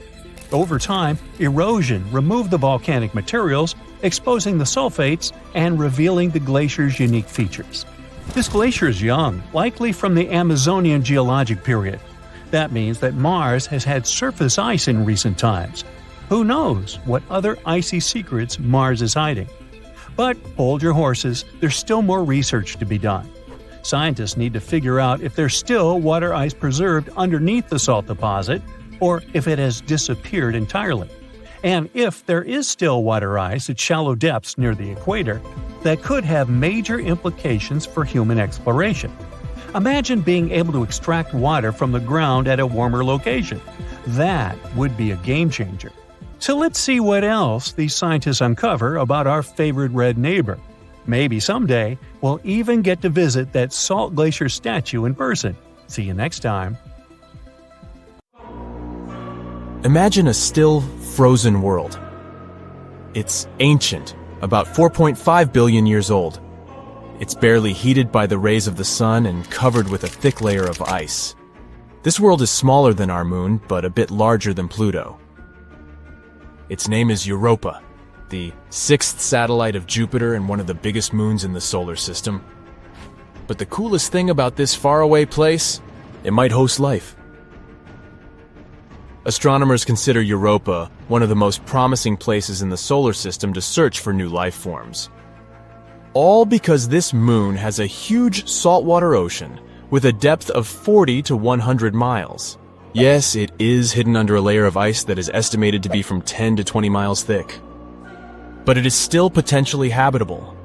Astronomers claim that plumes of water erupt from cracks in the ice shell and release the contents of the moon's ocean into space. Of course, it's going to be challenging for any life-seeking missions to access such a deep environment. On the bright side, scientists already have some evidence that there are way shallower pools that probably lie much closer to the surface of the moon. They might be located even less than 1 mile under the ice. And there are two great things about this news. First of all, it boosts the odds of life existing on Europa. And secondly, if it's true, it can make it easier for future missions to find these life forms, if there are any. Interestingly, the new discovery about these shallow pools came about by sheer luck. The scientist leading the research, Riley Kohlberg, accidentally saw a presentation of his colleague, a planetary scientist. That scientist showed a picture of double ridges on the surface of Europa, and Kohlberg remembered that he had seen similar ridges on Earth. But while such formations are rare on our planet, they are way more numerous on Europa. The following studies suggested that the ridges on Jupiter's moon might be the result of a specific cycle, similar to that on Earth. In this cycle, liquid water freezes and then thaws inside an ice sheet, which is a rather high-pressure environment. This causes the sheet to move upward over and over again, creating a two-peaked structure. Or at least that's what happens on Earth. If the processes on Europa are similar, it can prove the presence of shallow waters on the satellite. Of course, the temperature, pressure, and chemistry are very different on Europa. And scientists don't know yet how the ice behaves there. That's why they can't understand how deep or large the water pockets are, or how long they need to refreeze. But what is more or less clear is that such under-ice environments on Europa are very likely to be protected from Jupiter's harsh radiation battering the satellite's surface, which in turn increases the chances of life existing on Europa. Now, can we get back to the fact that the ocean on Europa seems to be salty? Red streaks on the satellite's surface might have this color due to their chemical content. They're likely a frozen mixture of water and salts. This is quite unusual because such a composition doesn't match any known substance here on Earth. As for yellow spots on Europa's surface, those might be caused by the presence of sodium chloride. You know this substance as good old table salt. Scientists tried to recreate the conditions on Europa in a lab. They discovered that by combining water, table salt, freezing temperatures, and high pressure, they could get a new kind of solid crystal. This substance might exist both at the bottom of Europa's ocean and on the moon's surface. But besides this information, researchers are in the dark. Hopefully, we'll find the answers to some of these questions around 2030. That's when a mission called Europa Clipper, which is going to be launched by NASA, will probably reach Europa. The mission is going to have several close flybys and figure out if any form of life can exist on the moon. The European Space Agency's JUICE, which stands for the Jupiter Icy Moons Explorer, is going to visit Europa in the next couple of years too. But Europa isn't the only place in the solar system that might host or once hosted life. In 2003, Mars Express, a spacecraft launched by the European Space Agency, discovered methane in the atmosphere of Mars. On our planet, the biggest part of this gas in the atmosphere is produced by living creatures, for example by cattle digesting food. However, scientists think that methane was stable in the Martian atmosphere for about 300 years. And then, in 2006, the methane almost entirely vanished from the red planet. And it happened 600 times faster than researchers' models accounted for. The question, what or who generated the gas? And where did it go? Another Martian mystery is microbes that may be sleeping beneath the surface of Mars. There, they might have been protected from the harsh radiation coming from space for millions of years. Scientists simulated the conditions on Mars in a lab to check if it could possibly be true. And they were amazed to find out that bacteria could easily survive in such conditions for 280 million years. Which means that if life existed on Mars, we could find the evidence in the planet's subsurface by drilling into the Martian soil. Right now, there is no flowing water on Mars, and cells or spores would simply dry out. Plus, the surface temperature is similar to that of dry ice. In other words, the surface of the planet is deeply frozen, and still, there could be 6 types of bacteria and fungi living underground on the red planet. The most likely of them is nicknamed Conan the Bacterium due to its tough nature. Well, I guess time will show. Now let's move to Venus. In 2020, scientists announced that in the toxic Venusian atmosphere, there was something that might mean the existence of life. Unfortunately, scientists didn't have any evidence, since there was no chance to collect any microbe specimens or snap any pictures of extraterrestrial life. But they claimed that they had discovered a chemical called phosphine there, and it was a big deal. If it wasn't some previously unknown chemistry that was producing this gas, then there could be some kind of microbial life involved in the process. Phosphine is made up of 3 atoms of hydrogen and 1 atom of phosphorus. This gas is toxic to any terrestrial life form that needs oxygen, including us humans. On our planet, phosphine can be found in places with no or little oxygen, for example, marshes and swamps. The gas is created by complex mixtures of bacteria living there. It can also be produced industrially. Come to think of it, phosphine isn't supposed to be in Venus's atmosphere altogether. This gas needs precise pressure and temperature and tons of hydrogen to form. It wouldn't be all that surprising to find it on Saturn or Jupiter, famous gas giants. But on Venus, totally unexpected.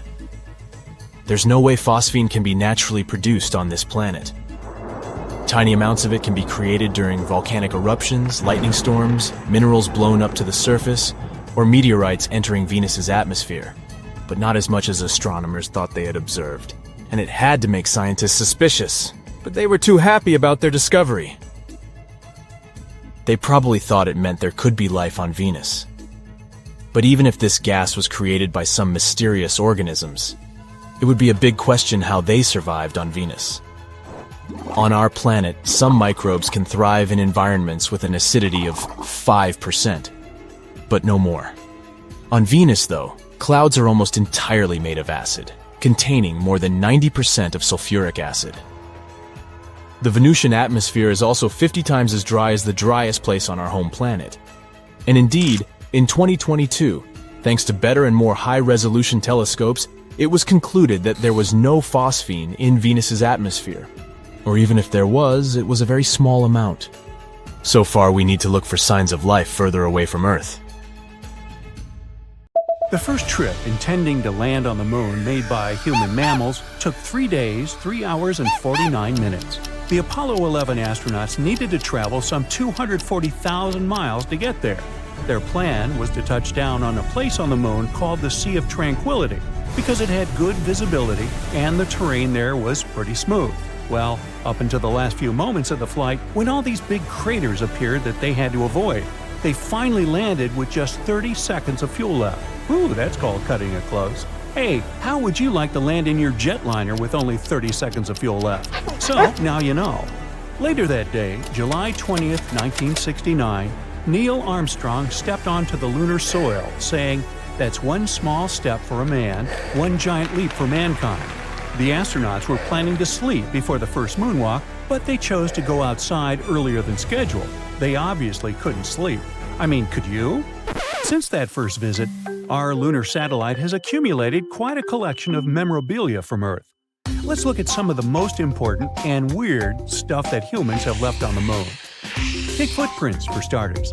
I know they're not technically objects, but the marks left by Neil Armstrong and Buzz Aldrin do show that humans have been there, just in case someone or something else drops by. Since the moon doesn't have any wind or rain, the footprints should still be relatively untouched. NASA put in a lot of effort to make sure these footprints stay protected, as well as the location of the initial moon landing. Rules were set into place for future missions to make sure they wouldn't alter the initial site, as it's an important piece of history, kind of like a national park that you can't get to. Now, astronaut Charles Duke wanted to leave a photo of his family on the surface of the moon. If that didn't make him the best dad ever, I don't know what would. He did take his family to the moon, right? On the back of the picture, he wrote that he had come from Earth. He also added the date when he landed on the moon, which was April 20th, 1972. Now, there's a good chance that his family is no longer visible in the picture today. Because of the exposure to strong solar radiation, the colors in the photo have likely faded away by now. To this day, Charles Duke remains the youngest person to visit our moon. He was 36 years old at the time of his mission. Now, there are many flags on the surface of the moon too, but the flags left there must have had a similar fate to Duke's photo. They're most likely discolored by now. During each lunar landing, a flag was planted as a tradition started by Apollo 11. This tradition continued with all future Apollo missions. The flags were made using metal poles to stretch the flag out so they could be seen on the moon. But since there's no wind, they never move. Back in the 1600s, astronomer Galileo Galilei dropped two objects of different weights from the Leaning Tower of Pisa to show that the speed of the fall would be the same. In 1971, astronaut David Scott repeated the experiment on the moon and proved Galileo's theory correct. He dropped a feather and a hammer at the same time, and as predicted, they both landed on the moon's surface simultaneously.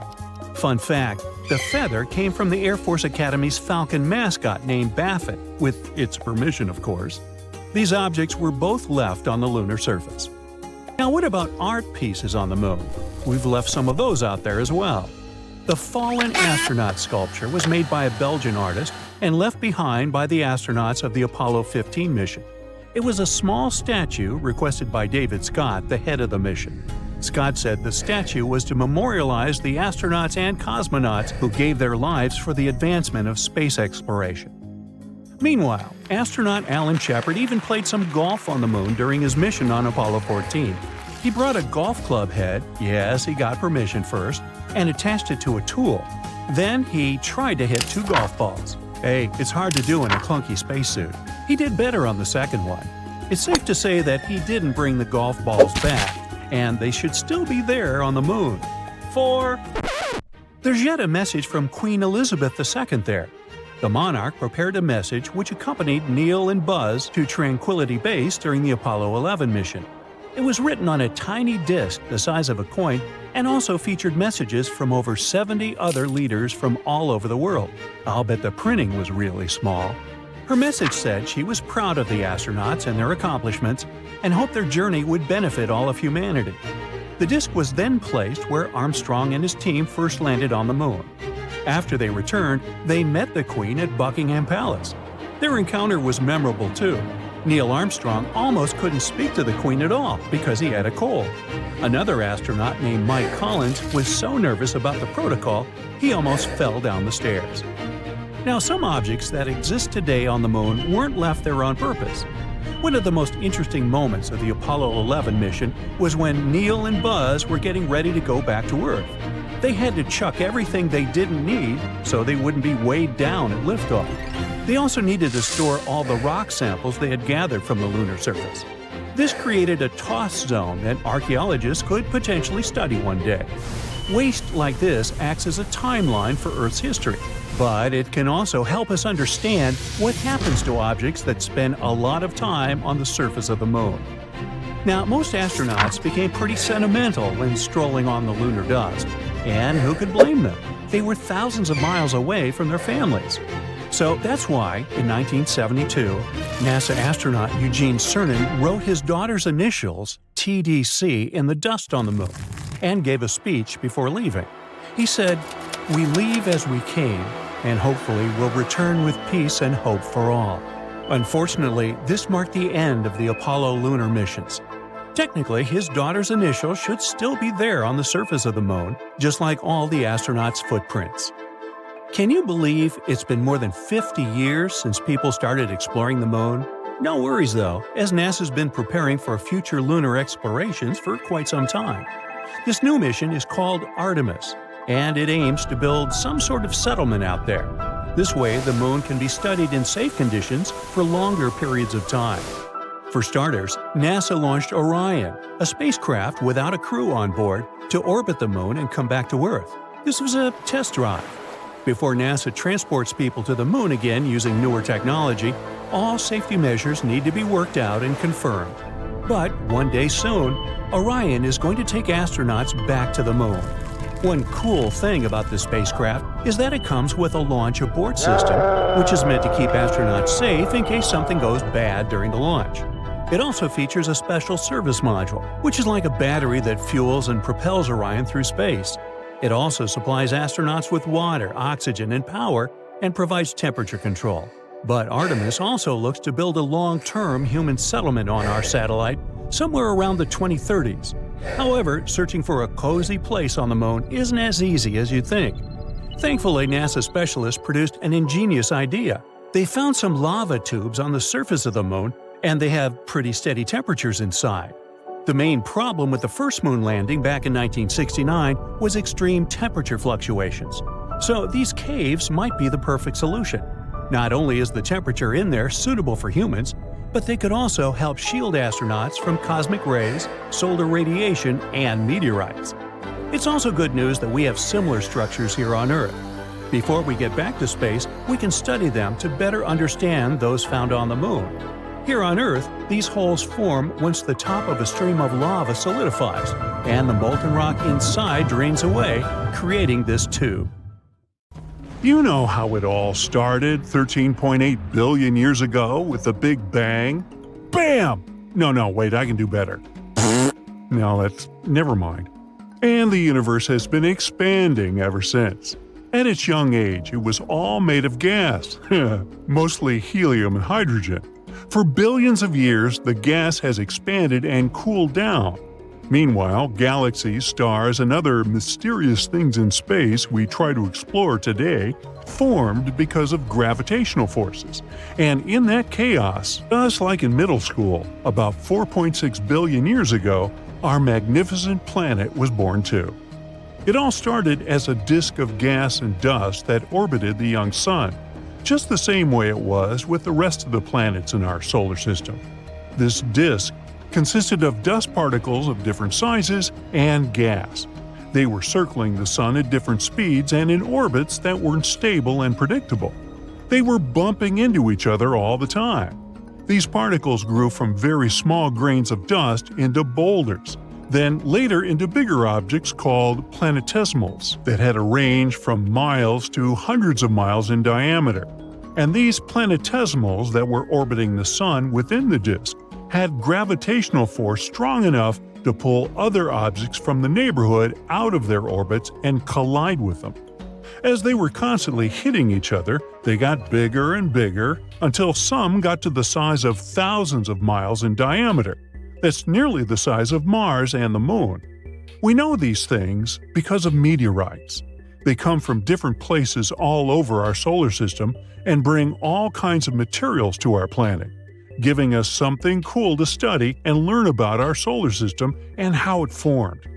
These materials include very small pieces of dust and rock that have gone through the chaos and survived those rough times even before the planets were created. Meteorites also brought pieces of asteroids and planetesimals left behind after the planet-forming process ended. As these objects were forming, some radioactive elements were left trapped inside the minerals that, again, were part of them. That's how scientists could tell how old they were. But the final stage of Earth's formation, and generally this whole chaos that was happening in our solar system, may have taken a little bit longer, possibly even up to 100 million years more. That's when the last enormous impact was, and the Earth finally reached its full size. What actually happened is that it hit another object which was nearly as large as Mars. This collision was so strong that the impact produced enough energy to vaporize some of the metal and rock, both from the Earth and the Mars-sized object. And this vapor created a disk that was surrounding our planet. That disk cooled and clumped together at some point, which is when we got our moon. Our moon was the result of impact debris, which was a combination of hot gas and molten rock. There are some theories of how the moon formed, though. One claims it broke off from the Earth. Another one says the moon formed somewhere else in our solar system, and at some point, as it was wandering around, it got so close to Earth that it ended up captured by its gravity. And fans of the third theory believe the moon and the Earth formed at the same time, from the same protoplanetary disk. Before the moon formed, the Earth was a much different place. If you could have just one day on Earth without the moon, you'd be first surprised by the days and nights. They wouldn't be as stable as they are today because the moon helps to keep the Earth's axis stable. Days were shorter back then. The Earth had been rotating much faster before the moon formed. Its gravitational pull slowed the rotation of our planet, which means days got longer. The Earth's rotation is getting slower through time, but at a really small rate. Some predictions say that in 1 billion years, a typical day will be between 25.5 and 31.7 hours long. If 24 hours is not enough time for you, just wait 1 billion years. But yeah, if you're the type of person that likes to take things slowly, you definitely have to hurry back then.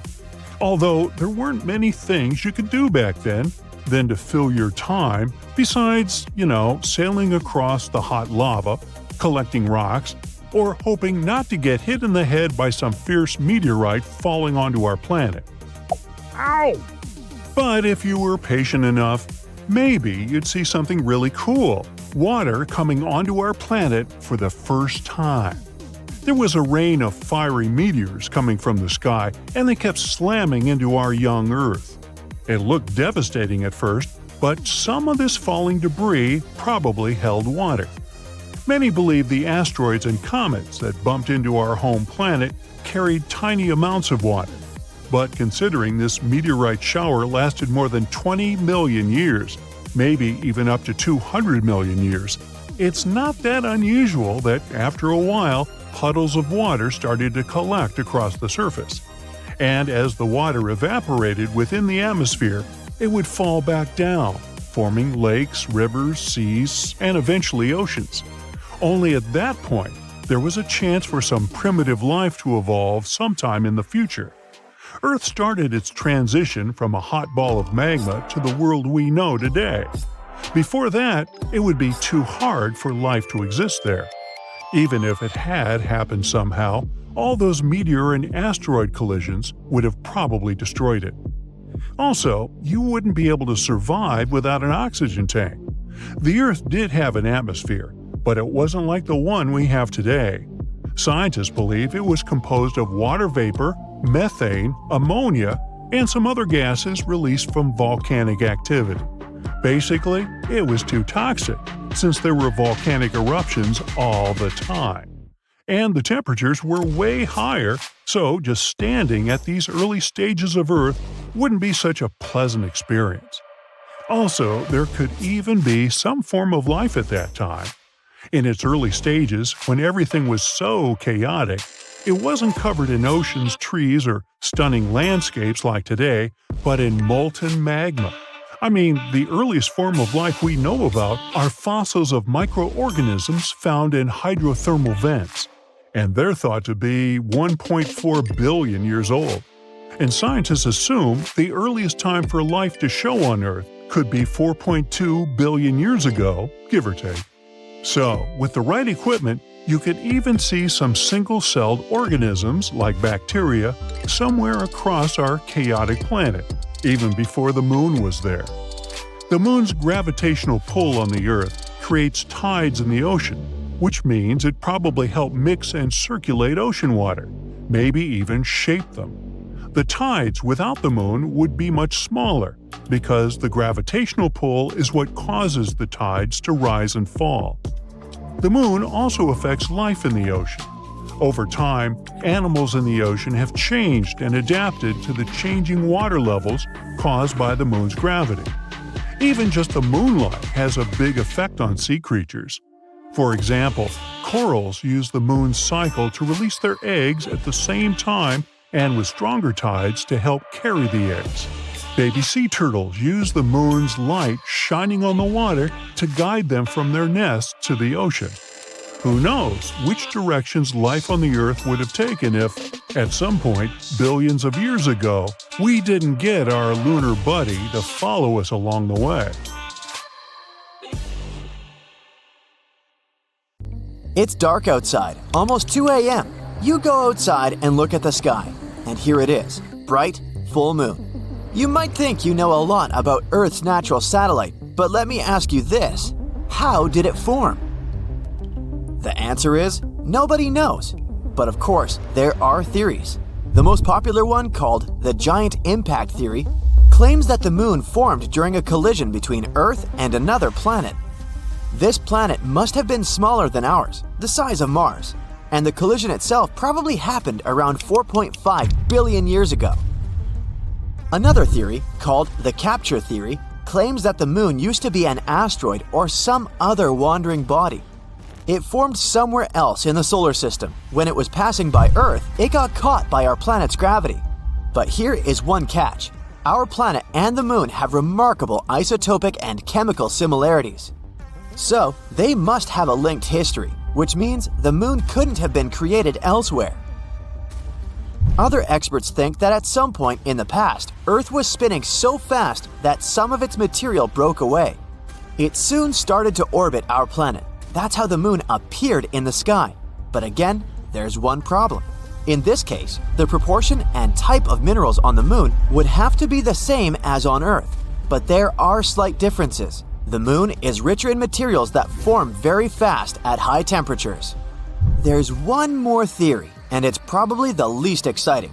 It claims that Earth's natural satellite could simply appear along with Earth during our planet's formation. Duh! But these days, a more urgent question keeps astronomers busy. Is the moon really Earth's satellite? Or are these two twin planets? The moon is big compared to our planet, about 1/4 of Earth's size. That's why some experts refer to our planetary system as a double planet. But how correct is that? If we want to figure it out, we need to give the definition to the word planet. According to the International Astronomical Union, a planet is a space body that orbits the Sun, is massive enough to have a nearly round shape thanks to its gravity, and has cleared the region around its orbit. Now, what about a satellite? It's an object in space that orbits around a larger celestial body. If we take the system Earth, the Moon, its center of gravity, called a barycenter, is inside the Earth. That's why at the moment we can't say that we live in a twin planet system. According to this definition, the Moon is the satellite of our planet. Now, let's get back to the past, like 3 or 4 billion years ago. Even though the Moon wasn't a planet, it most likely had a full-fledged atmosphere. It formed at times when powerful volcanic eruptions were rocking our satellite. Gases spread all over the Moon's surface, and it happened so fast that they didn't have enough time to escape into space. At that time, the lunar surface was covered with basins filled with volcanic basalt. Just imagine ginormous plumes of magma hurtling high into the air, falling to the ground and creating lava flows. That's how the basalt basins appeared on the surface of the Moon. At one point, scientists got their hands on samples brought from the Moon. They found out that lava flows there contained not only carbon monoxide and sulfur, but also the building blocks of water. Thanks to these samples, researchers managed to calculate the amount of gas that rose and formed the atmosphere. It became the thickest around 3.5 billion years ago and existed for about 70 million years. After that, poof, the atmosphere was lost in space. But the coolest thing? When the Moon did have an atmosphere, the satellite was 3 to 10 times closer to our planet. One computer simulation even suggests the Moon was probably up to 19 times closer than it is now. The distance between it and our planet could be 18,600 miles. while these days our satellite is around 240,000 miles away. That's why the moon looked much, much bigger in the sky. Unfortunately, at that time, not even dinos were around to admire the view. These days, the atmosphere of the moon is almost non-existent, and that's why the satellite can't protect itself from meteorites. The surface of the moon is dotted with craters. For comparison, there are about 190 identified impact craters on our planet. Many of them are hidden by vegetation or covered with water. But if we speak about the moon, the number is so much greater, several million, and around 5,000 of them are more than 12 miles across. And since the moon is less seismically active than Earth, these craters and other ancient formations stay in perfect condition for centuries. When you look at the moon, it's the brightest object in the night sky. But in reality, its surface is dark because the reflectance of our natural satellite is just a bit higher than that of asphalt. You might know that the moon's gravitational pull causes tides on our planet, making the oceans bulge out on both the side closest to the moon and the one farthest from the satellite. But that's not all. The moon also slows down Earth's rotation. This phenomenon is known as tidal braking. It increases the length of a day on Earth by a bit more than 2 milliseconds per 100 years. The moon is also moving away from Earth at the same rate at which your fingernails grow. That's about 1.5 inches per year. If one day the moon floats away into space, our planet will have to live through tough times. Without the stabilizing pull of the moon's gravity, Earth's tilt would start changing wildly, from no tilt at all, meaning no seasons, to a large tilt, resulting in extreme weather. Even though the moon's surface is mostly dormant, Earth's natural satellite still experiences moonquakes. One theory suggests that they may be happening because the moon is shrinking as its insides are cooling. Scientists say that the moon has become around 150 feet skinnier than it used to be several hundred million years ago. To help you understand it, picture a grape turning into a raisin. It wrinkles while shrinking. The same is happening to the moon. It's shrinking and it's wrinkling. But unlike the grape, the moon doesn't have flexible skin. Its surface is hard and brittle, so as the moon gets smaller, the crust cracks and breaks, and its sections get pushed over neighboring parts. Want to know another cool thing about the moon? A recent study claims that it has a tail, and every month it wraps around our planet like a scarf. This slender tail is made up of millions of atoms of sodium, and our planet regularly travels directly through it.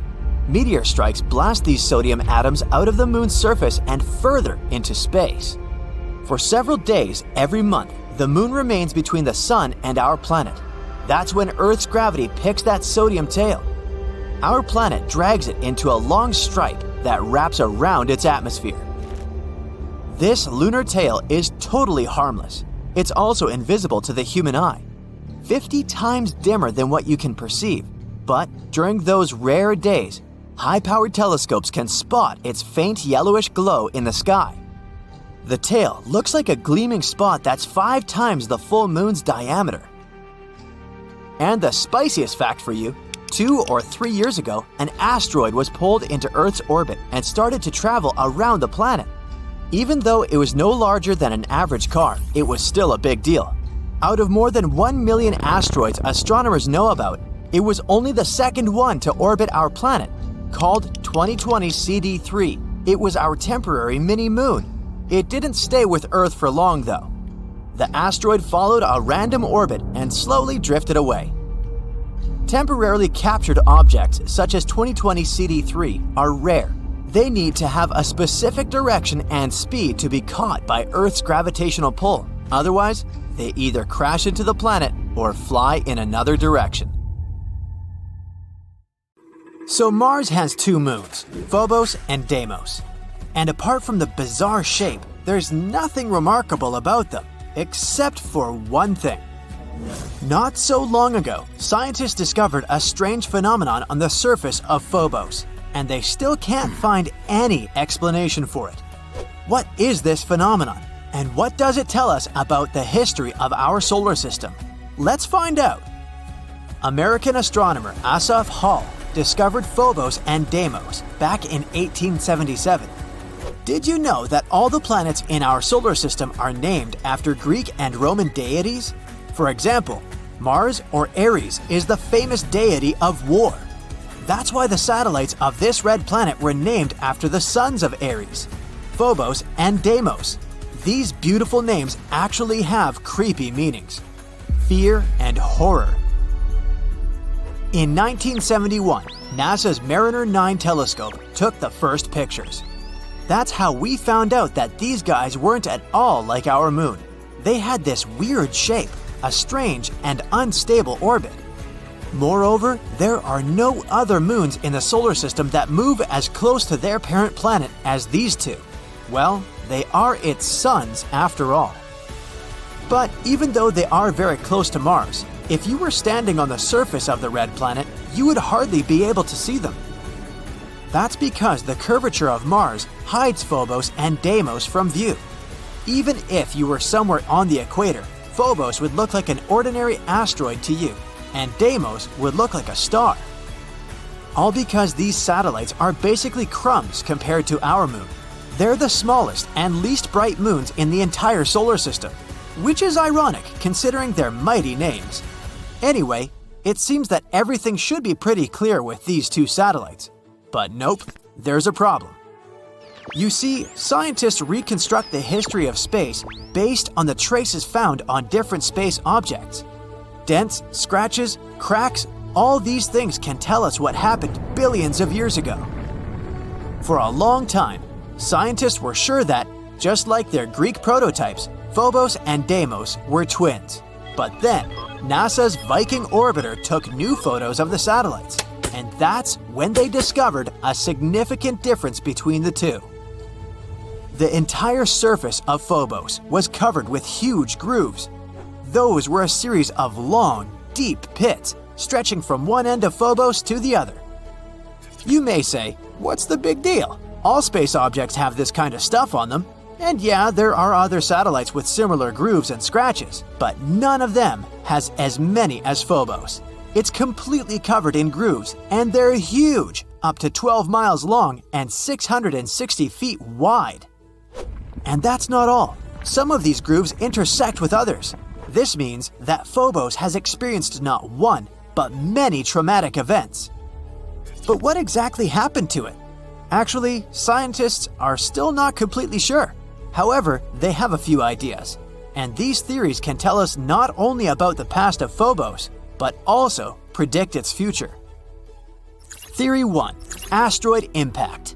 Well, the first suspect is quite obvious. There's a large, almost 6-mile wide crater on Phobos. It's called Angeline Stickney. It was named after the wife of Asaph Hall, the scientist who discovered the satellites. Adorable. So that's what the first theory sounds like. Once upon a time, an astronomical body crashed into Phobos. The impact was so strong that it left a large crater. And the effect of the collision left a bunch of grooves everywhere on Phobos. It sounds logical at first. However, scientists have noticed a flaw in this theory. They learned that these grooves actually formed not inside the crater, but next to it. So it wasn't a collision that created them. Besides, what about those grooves that intersect with the others? Or is it just a big cosmic coincidence? Well, the search for truth continued. Theory 2. It's all because of space debris. Yes, there's a difference between these two theories. In this case, the grooves aren't a direct consequence of the collision. Rather, it goes something like this. Something crashed into Phobos. This impact caused a bunch of rocks to be thrown into space. Some of them were lost in the universe forever, but others were small enough to be pulled back to Phobos. Passing next to the moon at a steep angle, they would crash into it, jumping away, and so on.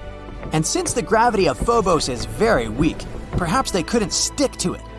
In other words, these rocks were continuously pulled toward and pushed off of the satellite for many, many years. This theory explains the intersecting grooves. It's because the rocks were constantly falling into those places. It sounds quite logical, but there's another problem. We don't see any boulders on Mars or on the surface of its moons. But all this debris was supposed to get trapped by gravity and remain somewhere in the planet's orbit. This, or simply become part of Phobos. In other words, if this were true, we'd find evidence of this theory under layers of dust. But that didn't happen, so this explanation didn't satisfy astronomers either. Therefore, they continued to look for the culprit. Maybe the grooves have nothing to do with Stickney Crater at all. Maybe the real culprit is something else, something even more powerful. Could it be Mars itself? Theory 3. Mars is a twist villain. The previous theories imply that Phobos and Deimos were originally pieces of Mars. Like once upon a time they broke away from it and became satellites, just like our moon. But what if that wasn't the case? Observations made by NASA's Mars Global Surveyor show that Phobos and Deimos are made up of elements which are mainly found in meteorites and asteroids. So, what if Phobos and Deimos are asteroids? There's an asteroid belt between Mars and Jupiter.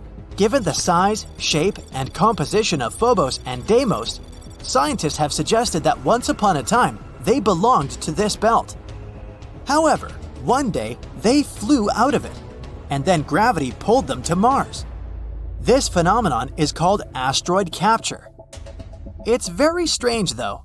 Yeah, the asteroid capture isn't uncommon, but these two have been flying next to Mars for what, billions of years? It's weird that their orbits have remained the same.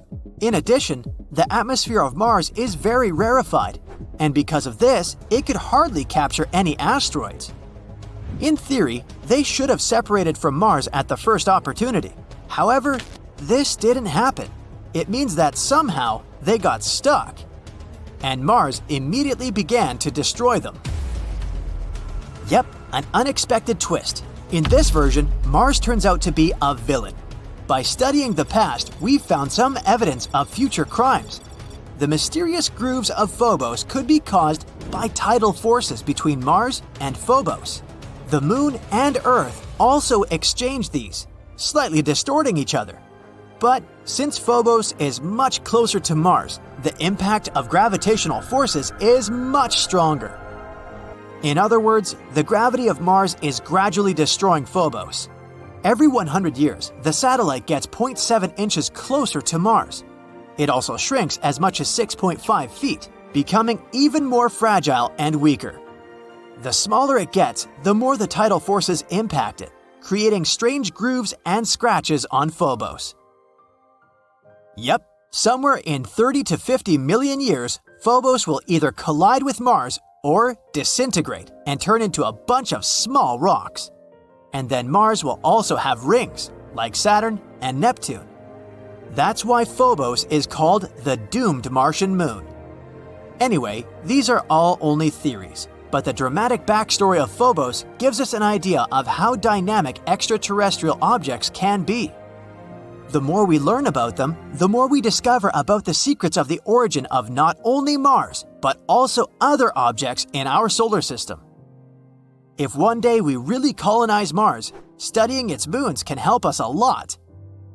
Let's hope that the upcoming MMX mission will reveal some of the most exciting secrets Mars's moons are hiding. Back when Apollo missions were launched, astronauts returning from the moon claimed that moon dust, the gray sand-like dust covering much of the satellite's surface, smelled and tasted, yes, they actually tasted it, like gunpowder. But the stuff moon dust is made of is nothing like gunpowder. About half of its composition is silicon dioxide glass from impacts with meteorites. They hit the surface of the moon at incredible speeds. Whoa!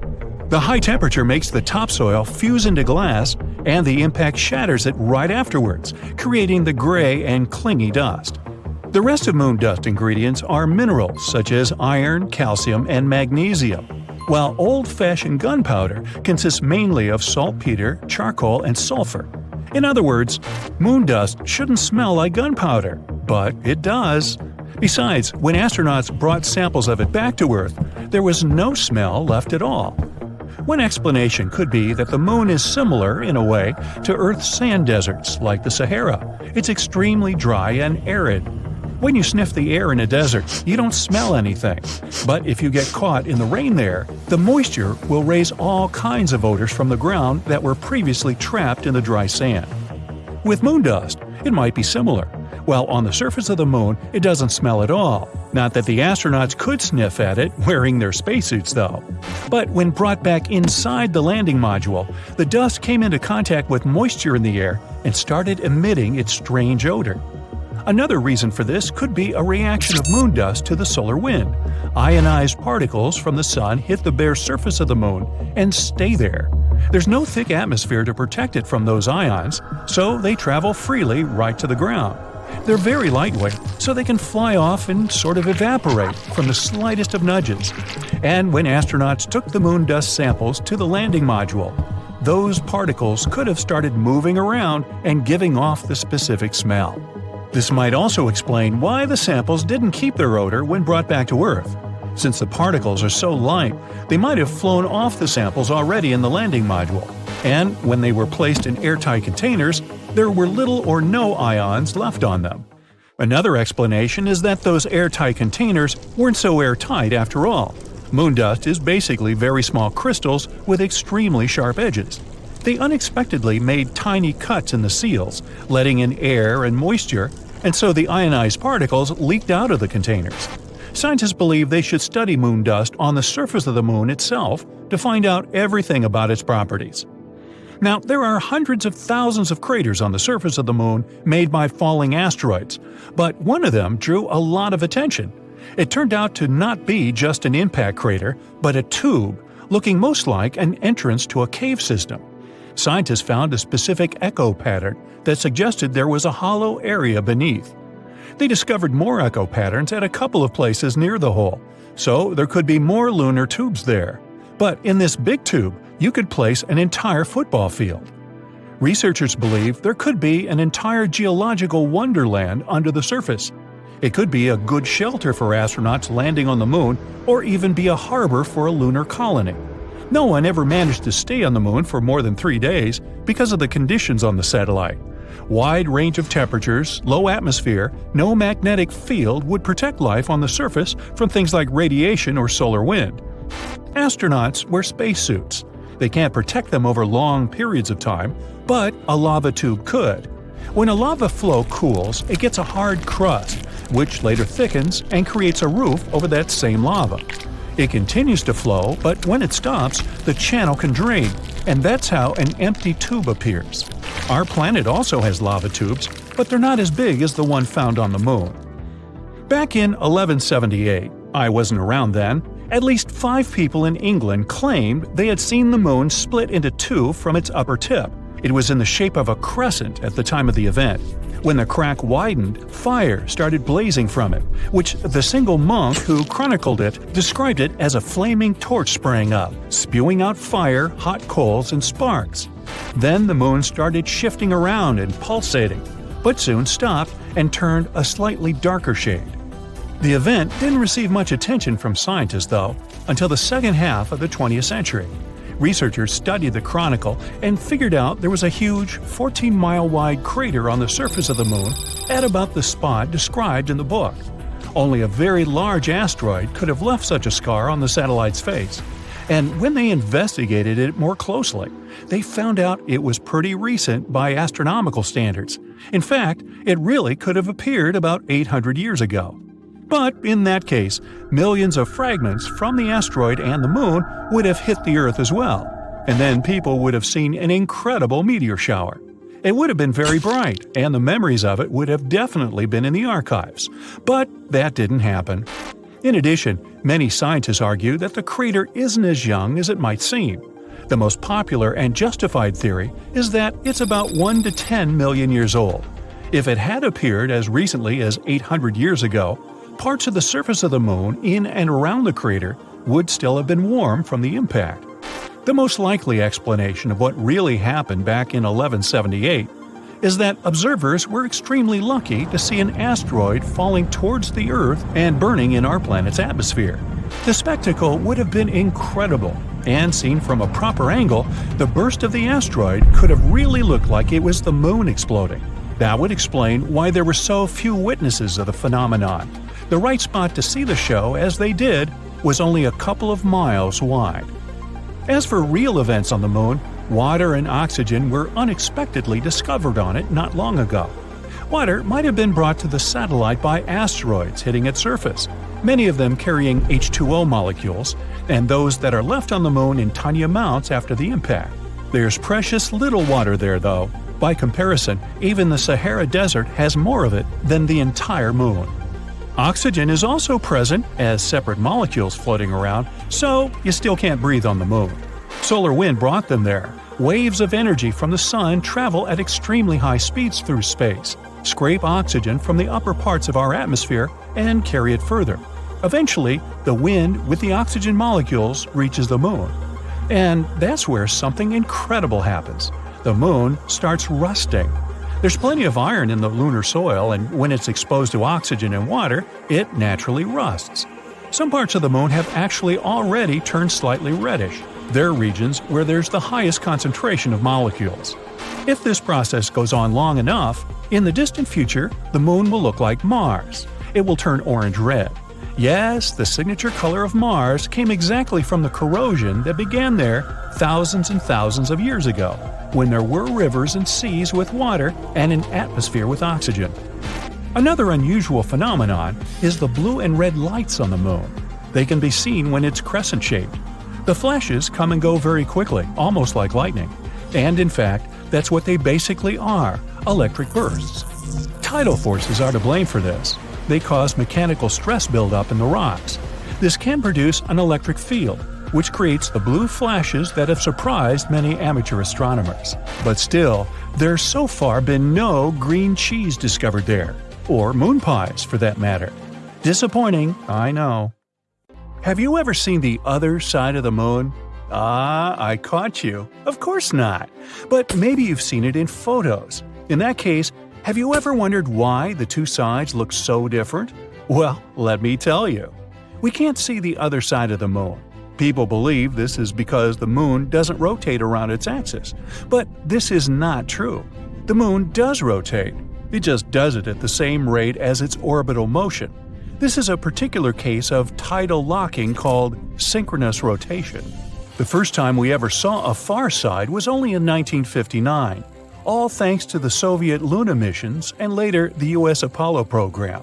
Now, when Luna 3 and other spacecraft transmitted the first far-side images, they revealed a far more cratered hemisphere that looked more like Mercury or Jupiter's moon Callisto. It looked completely different from what we were used to, and that's when we learned how meh the other side is. No, seriously, just look at it. The near side can boast its thinner and smoother crust. These beautiful dark splotches are called lunar mare, the last remnants of ancient lava flows. And when I say ancient, I mean it. They're more than 3 billion years old. Meanwhile, the far side crust is thicker and crater-pocked. The lava flows had almost no effect on these impact craters. It's also devoid of any large-scale mare. Low-key looks like dried white cheese. To be honest, don't you agree that the nearby side is much more beautiful? Write your thoughts in the comments. So, only 50 years ago, we learned something about the apparent differences. But then the scientists discovered something weird. Both sides are different, even in the geochemical composition. And not only in this, our side was thinner than the far side by several miles. But where did such significant differences come from on an ordinary floating stone ball? For scientists, this was a mystery. They started coming up with a lot of theories. The melted moon theory was the main one for a while. It said that it was the Earth's fault that our moon looks like this. This happened several billion years ago. The moon was born because of a collision. One day, an object about the size of Mars crashed into the Earth. At that moment, a piece broke off from it, which later became the moon. However, this piece was somewhere 15 times closer to Earth than it is now.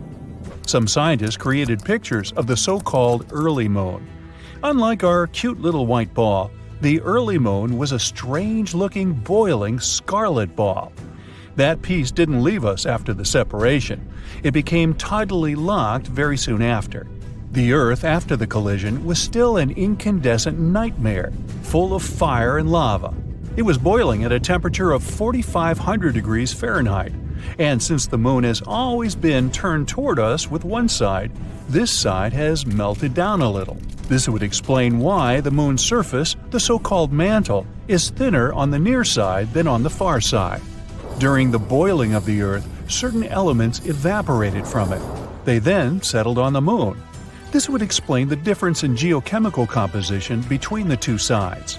But there was a plot hole in this theory. If that's what happened, then where did rare foreign chemical elements come from, such as unusual isotopes of phosphorus, potassium, or tungsten? The nearby site is full of them, and they couldn't have come from the Earth. There were also other theories. Another one said that initially we had two teeny-tiny moons. Later they merged into a big one, hence the difference in their composition. But this theory sounds a bit crazy, and it has a plot hole too. For example, the transition between the two sides is way too soft. If our moon was actually two tiny moons, this transition would be more abrupt. So scientists were kind of at a loss on this one. But recently, they finally figured out what really happened to the Moon, all thanks to NASA's Grail orbiters. They spent over a year whizzing around the Moon, mapping it out, and studying its composition. Using this data, scientists have created around 360 computer simulations. They contain different impacting objects of many sizes, traveling at different speeds. Scientists were comparing the results with our current Moon. They tried to determine which result was the closest to what we have today. And so, they finally solved this 50-year-old mystery. The answer lies in a collision with a dwarf planet. This collision occurred 4.3 billion years ago. This huge object was slightly larger than Ceres. For those who don't know, Ceres is one of the dwarf planets of our solar system. Its diameter is 580 miles. You could say that one France or one Germany would fit into it. So, this giant object crashed into the Moon, somewhere near the South Pole. This collision was so strong that it changed the image of the Moon forever. It left a trail of 3,500 miles behind. It would take you 14 hours by plane to fly that distance. This crater covered the entire near side of the Moon. It caused damage to the Moon's mantle. It also created a so-called South Pole Aitken Base, or SPA basin. This is an impact crater and has a diameter of 1,600 miles, which is like adding one UK plus one Germany. It's important though.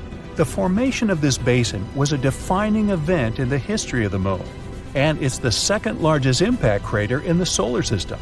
The collision also caused a powerful hot wave to spread across the Moon. This wave scattered over the remnants of those rare warm minerals scientists found on the nearby side. That's how our beautiful side became home to something called Procellarum creep terrain, or PKT for short. This is basically a compositional anomaly, a concentration of potassium, phosphorus, and other rare elements like thorium. You can say that those minerals are a gift to us from deep space. Anyway, there were many, and I mean many, collisions in the Moon's history. All of them only deepened this already large crater. That's why the mantle on the near side was getting thinner and thinner with the years. Also, our gifted minerals gave off a lot of heat, so the mantle has melted a little bit more and more. Oops, this accidentally caused the Moon's volcanoes to wake up. Volcanic activity has increased on the near side. Intense lava flows filled the old empty craters. Ta-da!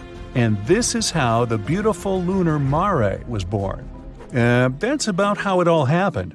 All this information was found thanks to the researchers from Brown, Purdue, Stanford Universities, and NASA's JPL. The research was published by the Journal of Geophysical Research, Planets, so you can read about it in more detail if you're interested. There are still many things we need to learn about the Moon. The highest priority is the return mission from the South Pole, the Aitken Basin. Samples brought from there will be used to determine the age of the Moon, its history, and the nature of the crust and mantle more accurately. Another critical target is the Moscovians. This is the name of a large lava plain on the far side of the Moon. Studying it will help us better understand the difference between the two sides, as well as tell us how the other side was formed. All this knowledge is significant for understanding the history of the Moon, but it's also handy for space exploration in general. Scientists use the Moon as a reference point to determine the age of other planets and entire worlds in space. The Moon helps us determine the chronology of the life of the whole solar system. So stay tuned for new exciting research and discoveries. Soon we might start constructing loads of stuff on the Moon. All because India's moon mission has recently detected sulfur near the Moon's south pole. This chemical element can come in extremely handy for creating infrastructure on our satellite. It's the first time this chemical element has been discovered on Earth's natural satellite. This sought-after element is mostly found near Earth's volcanoes. Its appearance on the Moon speaks volumes about the satellite's volcanic history and its past atmospheric conditions. The mission's rover detected this chemical element less than a week after touching down around 70 degrees from the Moon's south pole on the 23rd of August, 2023. This historic landing on the lunar surface made India the fourth country to safely land a mission on the Moon. It's also the first spacecraft to touch down so close to the south pole of our satellite. It's an area of strategic importance because it's believed to be home to deposits of water ice. If it turns out to be true, future missions might be able to harvest it and turn this water ice into drinking water or even rocket fuel. For 2 weeks, the lander carried out the data collection, mainly focused on the analysis of the Moon's soil and its extremely thin atmosphere. Meanwhile, the solar-powered Pragyan rover started its quest to find frozen water on the Moon. As for the lander, it demonstrated another amazing feat on the 3rd of September. The spacecraft fired up its engines and lifted itself for about 16 inches into the air. Then it made a tiny hop to land 12 to 16 inches away from its original position. It's kinda a big deal. Being able to get a lander back off the surface of the Moon is essentially for future missions, showing that they can safely return soil samples or even astronauts back home after a lunar mission. In September, the Indian spacecraft was put into sleeping mode. The 14-day-long lunar night was approaching, and the spacecraft wasn't designed to collect scientific data during this period of time. So far, we've learned about a few major findings of the mission. One is related to measuring the temperature of the Moon's topsoil at different depths. Intriguingly, the surface of the satellite in that region turned out to be hotter than expected. It was believed that the temperature could be between 68 and 86 degrees Fahrenheit on the surface, but it was around 158 degrees Fahrenheit, way hotter than it should be. The other discovery indicates the presence of several chemical elements, including oxygen. Besides, the data received from the spacecraft confirms the presence of aluminum, calcium, iron, titanium, silicon, and other chemical elements on the lunar surface close to the South Pole. The rover also used special instruments designed to measure quakes and rumbles beneath the lunar surface to detect some seismic activity. It brings us back to the sulfur detected thanks to the rover's spectroscope. Scientists are currently working on figuring out whether this element formed on the surface in a natural way or whether it's the result of volcanic activity or a meteor strike. Another astonishing thing found on the Moon is a rock, and it may be the oldest known Earth rock. A 0.7-inch wide chip included in a large rock collection brought to our planet by Apollo astronauts might actually be a 4 billion-year-old fragment of Earth. This finding could help us paint a better picture of the intense pounding early Earth got at the dawn of its life. It could go like this. Soon after the rock formed, an asteroid impact might have blasted it from Earth. At that time, our planet's satellite was 3 times closer to Earth than it is today.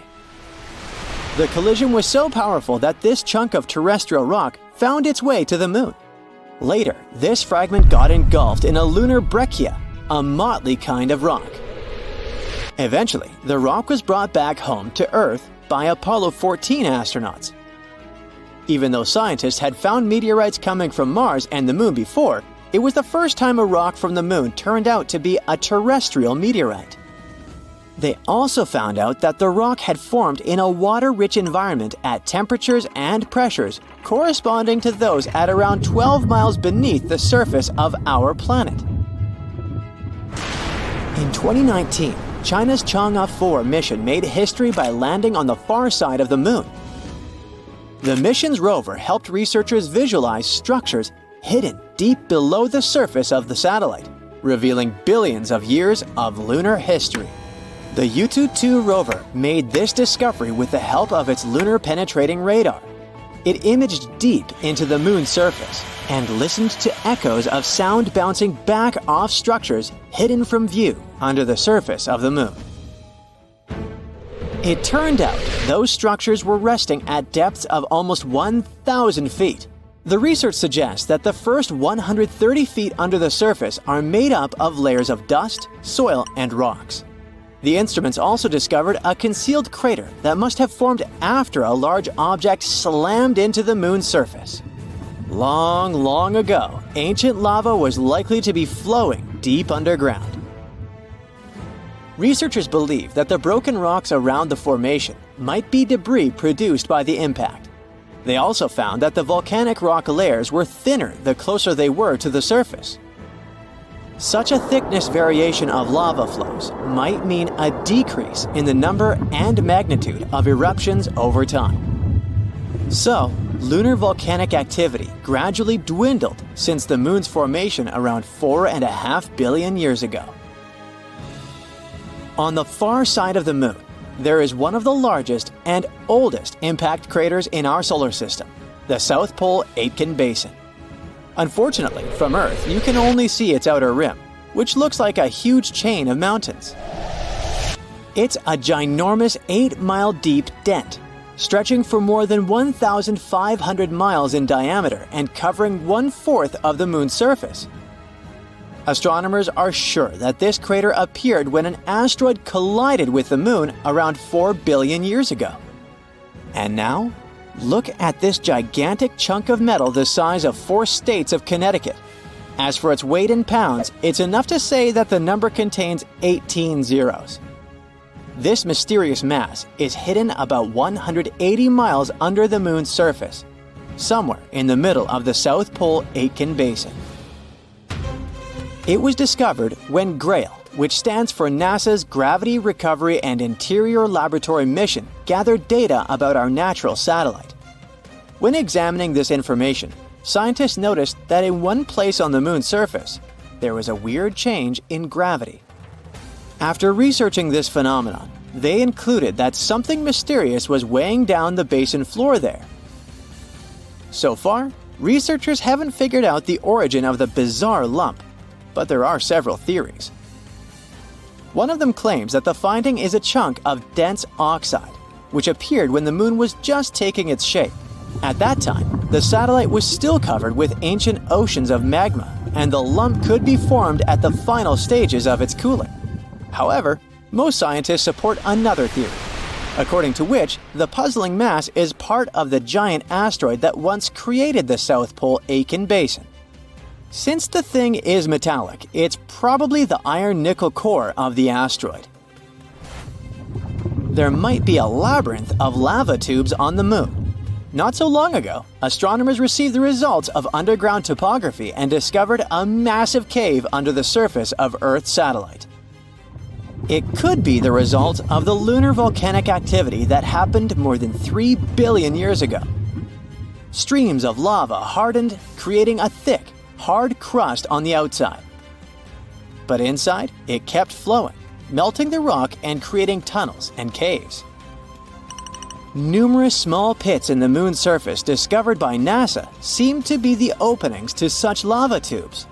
If this theory is confirmed, The underground tunnels might serve not only as a convenient location for human crewed space missions, but also as much-needed water sources for astronauts.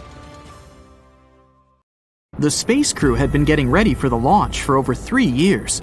The preparations for landing on the strange planet included gathering and studying rock samples in the Grand Canyon, exploring ancient volcano formations in the Nevada National Security Site, and looking into gas and lava vents, lava lakes, and pit craters in various locations in Hawaii. To be able to resist microgravity conditions, they learned how to walk obliquely by being strapped and suspended sideways and trying to move along walls. They had to test their limits through intensive diet and sleep regimens to make sure they'd be safe in outer space. It took them 3 days, 3 hours, and 49 minutes to reach the surface of this new world in a place called the Sea of Tranquility. They could have gone for the Ocean of Storms or the Central Bay, but they chose this place to land because it had good visibility and it was relatively smooth and easily reachable with as little propellant as possible. One of the first things they noticed when they got there was that, well, the place kind of smelled. This may sound like the beginning of a science fiction novel, but it's actually the true story about how the Apollo 11 mission landed on the moon on July 20th, 1969. Since then, the moon has had 12 human visitors to this day. We think of it as our neighboring space buddy, but there's still much we don't know about this mysterious satellite. And that should come as no surprise, since the moon is actually always showing us the same face. That is because the Earth and its only permanent natural satellite are in synchronous rotation, which makes us think it's always permanently still. The truth is, it's not in a fixed position, and it is actually moving further and further away from the Earth each year by 1.5 inches. Believe it or not, the Earth and the Moon, although being 238,855 miles apart, deeply influence each other. While the Moon is partially responsible for the tides of the seas and oceans on our planet's surface, our Earth is actually to blame for movement on the Moon. They're called moonquakes, and they last way longer than earthquakes, some of them up to half an hour. It may look perfectly round to us on a warm summer's night, but the Moon is actually oval. The lemon-like shape is caused by the Earth's gravitational pull. Our moon features more than footprints when it comes to traces of humans. In 1969, American astronauts left many objects on the surface of our satellite, such as 2 golf balls, a drawing by famous artist Andy Warhol, and a message from Queen Elizabeth II herself. One of the last people to walk on the moon to this day, an astronaut named Eugene Cernan, scribbled his daughter's initials on the moon's surface in 1972. Since it appears there's no wind or any other type of weather change there, the letters TDC could remain there permanently. It's actually possible to be allergic to the moon. Harrison Jack Schmitt, an astronaut from the Apollo 17 mission, spent some time in a valley in the Sea of Serenity, then climbed back into the crew's lunar module, but had some moon dust on him. Just as he removed his spacesuit, he got red eyes, sneezing fits, and other allergic reactions that lasted 2 hours. Since it's so close to us, we've established that the moon has a time zone of its own. We call it the Lunar Standard Time, but it doesn't correspond to time on Earth. To get an equivalent, the explanation is a bit more complex, but in simple terms, a year on the moon is split up into 12 days, each one about as long as a month on Earth. Each one of these days got its name after a different astronaut who has walked on the moon. The start date of this calendar coincides with the moment Neil Armstrong walked on the moon. So, the Lunar Year 1, Day 1, began on July 21st, 1969 at 2:56:15 Universal Time. Since the moon has a very thin atmosphere, it has some pretty crazy temperatures, both hot and cold. They can go up to 200 degrees Fahrenheit.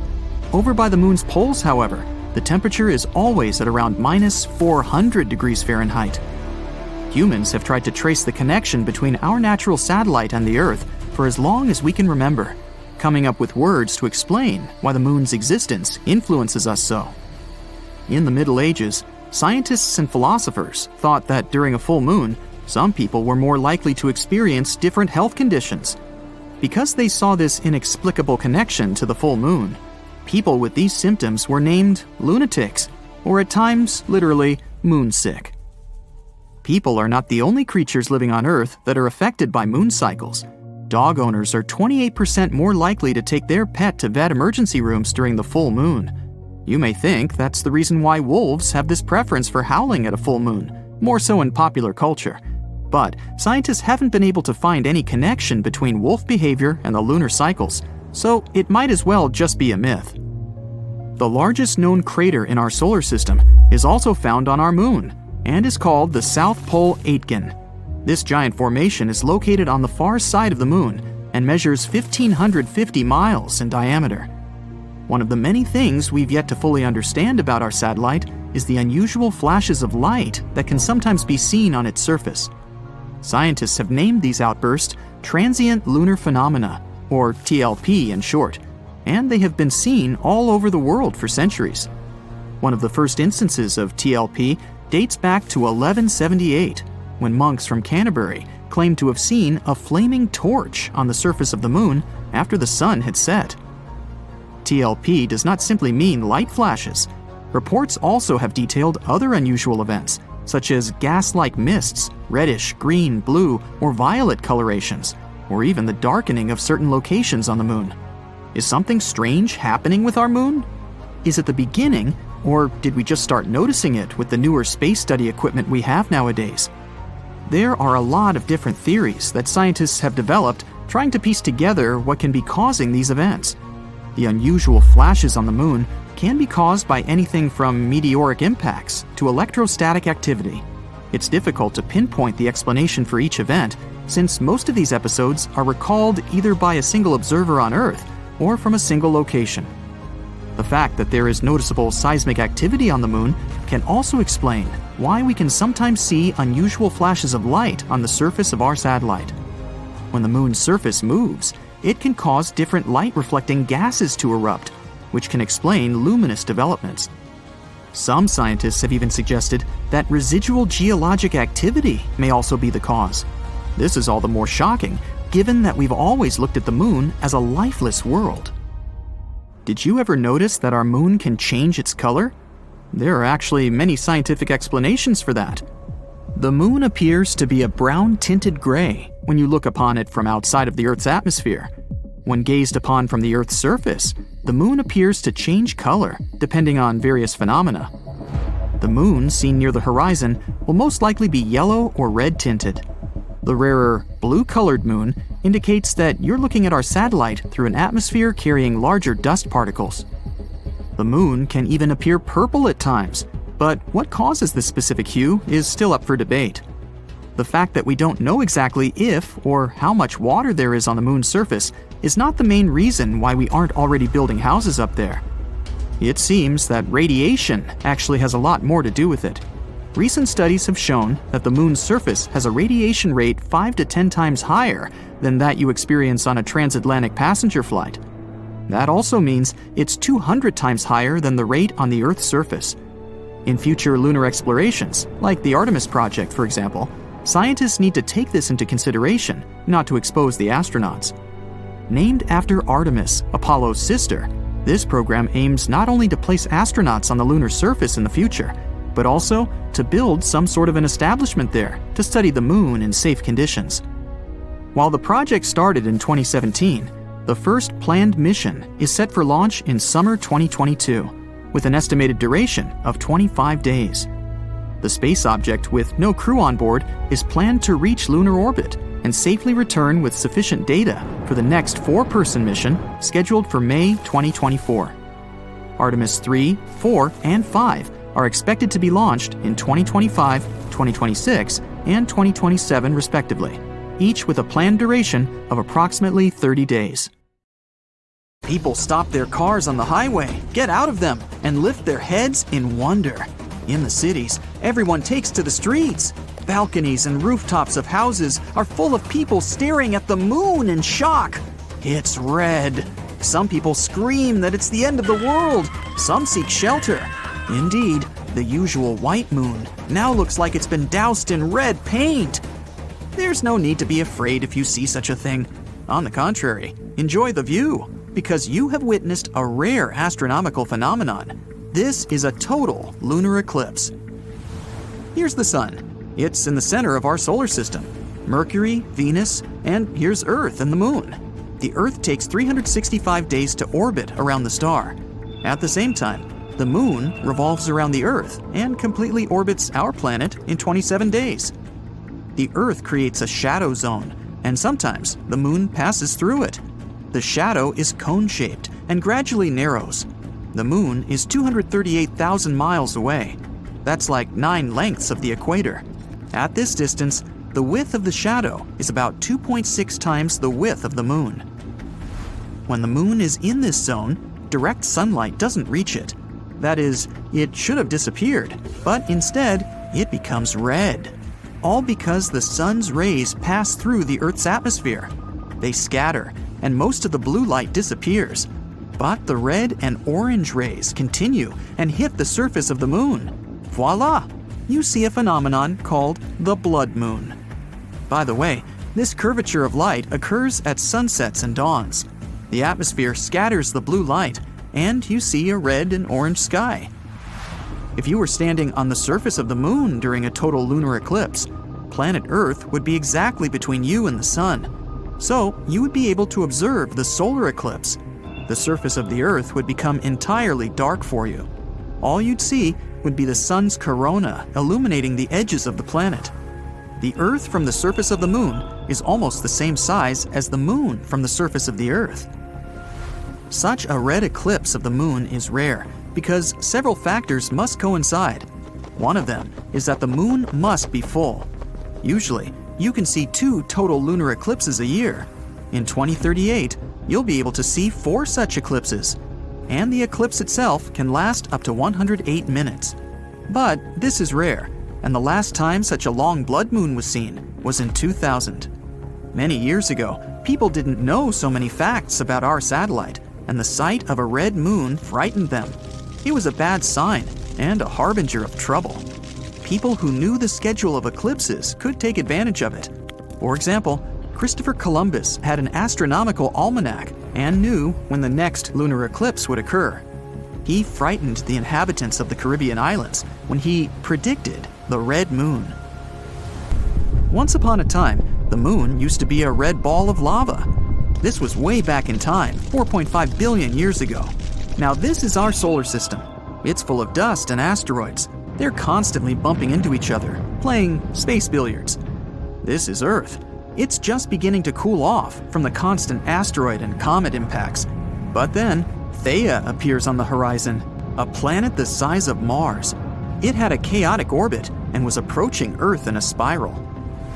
A collision was inevitable, and at one point, one of the biggest crashes in our solar system occurred. Theia struck the Earth at an angle. It ripped out part of the Earth's crust and threw it into space. The Earth, in turn, absorbed part of the planet that rammed it. The debris from the collision circled the Earth for a long time. They were a kind of ring, almost like Saturn's. Debris in orbit collided and piled up around a common center of gravity. And that's how the Earth got the moon. There's a theory that this collision helped give birth to life on our planet. Theia hit the Earth at a perfect angle. If the crash had been head-on, both planets would likely have been destroyed in a massive explosion. If the impact had been tangential, then there wouldn't have been enough debris in Earth's orbit to form the moon. But we got the lucky ticket. The moon stabilized the Earth's rotation. The collision shattered the planet's solid crust and allowed oceans to form. Remember, water is the basis of life. When the cores of Earth and Theia merged, we got a powerful magnetosphere. This protects all living organisms from solar radiation. The moon, along with the sun, controls the tides. Its gravity seems to draw water to it from the Earth's surface. The sun does the same thing. That is, if we imagine the Earth as a ball of water, there would be 2 mountains, one on the moon's side and one on the sun's side. And as the moon moves around the Earth, this mountain of water moves with it.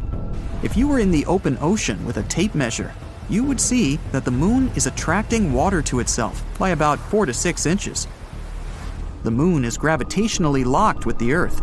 That's why it's always turned to us with one side, like Mercury and the sun. But the moon doesn't stand still. It's gradually moving away from our planet, about 1.5 inches a year. Not quickly, but in about 600 million years, it will have shrunk in our sky so much that we won't be able to see lunar eclipses anymore. Do you see this crater? It's Tycho. It's visible during a full moon because of these bright rays that extend thousands of miles from its epicenter. This is the youngest crater on the moon. Scientists say it appeared there due to a meteorite impact about 109 million years ago. At that time, dinosaurs were roaming the surface of our planet, and they may have seen the impact. It was most likely accompanied by a big explosion and looked like a salute in the night sky. Humanity loves to explore the moon. We've sent a bunch of missions there. A total of 12 people have set foot on the surface of the moon. The gravitational force there is 6 times less than on Earth. So, if the average person on our planet weighed about 180 pounds, on the surface of the moon, the scales would only show 30 pounds, like the weight of an average dog.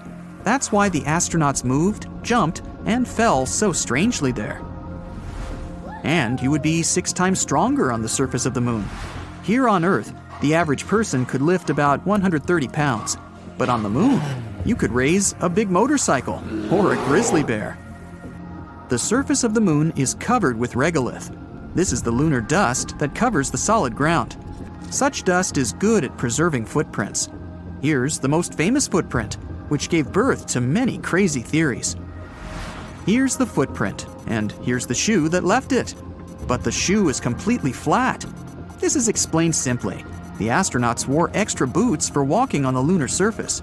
They have exactly the kind of sole that left these marks.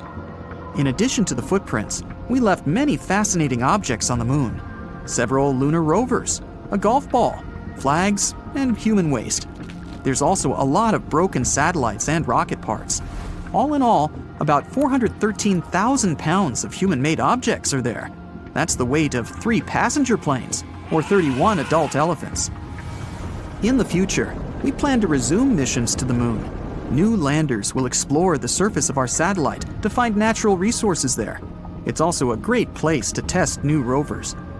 We're even going to build something like the International Space Station in the moon's orbit, the Lunar Orbital Platform Gateway. It'll be a convenient platform for exploring our satellite and launching spacecraft into distant space. If you start from here, the spacecraft won't need to spend almost all its fuel to overcome the force of Earth's gravity. So, such a station would save fuel and money. Scientists hope that we'll be able to mine water from the moon's surface. It's been proven that there's ice there, mostly at the bottom of craters where the sunlight doesn't reach. Perhaps we'll send a rover there that can drill down a few feet into the surface, searching for water. Humanity already has the technology to build a full-fledged colony there. It would take up to 3 days to get there. We just need to get enough solar panels and building materials to the moon. There's no atmosphere on the moon, so potential lunar inhabitants would be defenseless against solar radiation. We would have to build houses underground to provide protection. Modern 3D printers will help make construction easy and fast. However, food and water supplies can only be maintained by constant supplies from Earth. The same goes for oxygen. Each rocket launch costs millions of dollars, so for now, colonization of the moon is in question. The moon could also become an object for space tourism. Imagine a spaceship launches from Earth, 3 days on the road, and you're orbiting the moon. The lunar module undocks, and you land on the surface. You ride the rover, explore the craters, then return to the lander. The engines start, the lander returns you to orbit. You dock with the ship and return to Earth. Sounds like some pretty great plans for a week's vacation. Imagine a still, frozen world. It's ancient, about 4.5 billion years old. It's barely heated by the rays of the sun and covered with a thick layer of ice. This world is smaller than our moon, but a bit larger than Pluto. Its name is Europa, the 6th satellite of Jupiter and one of the biggest moons in the solar system. But the coolest thing about this faraway place, it might host life. Astronomers consider Europa one of the most promising places in the solar system to search for new life forms.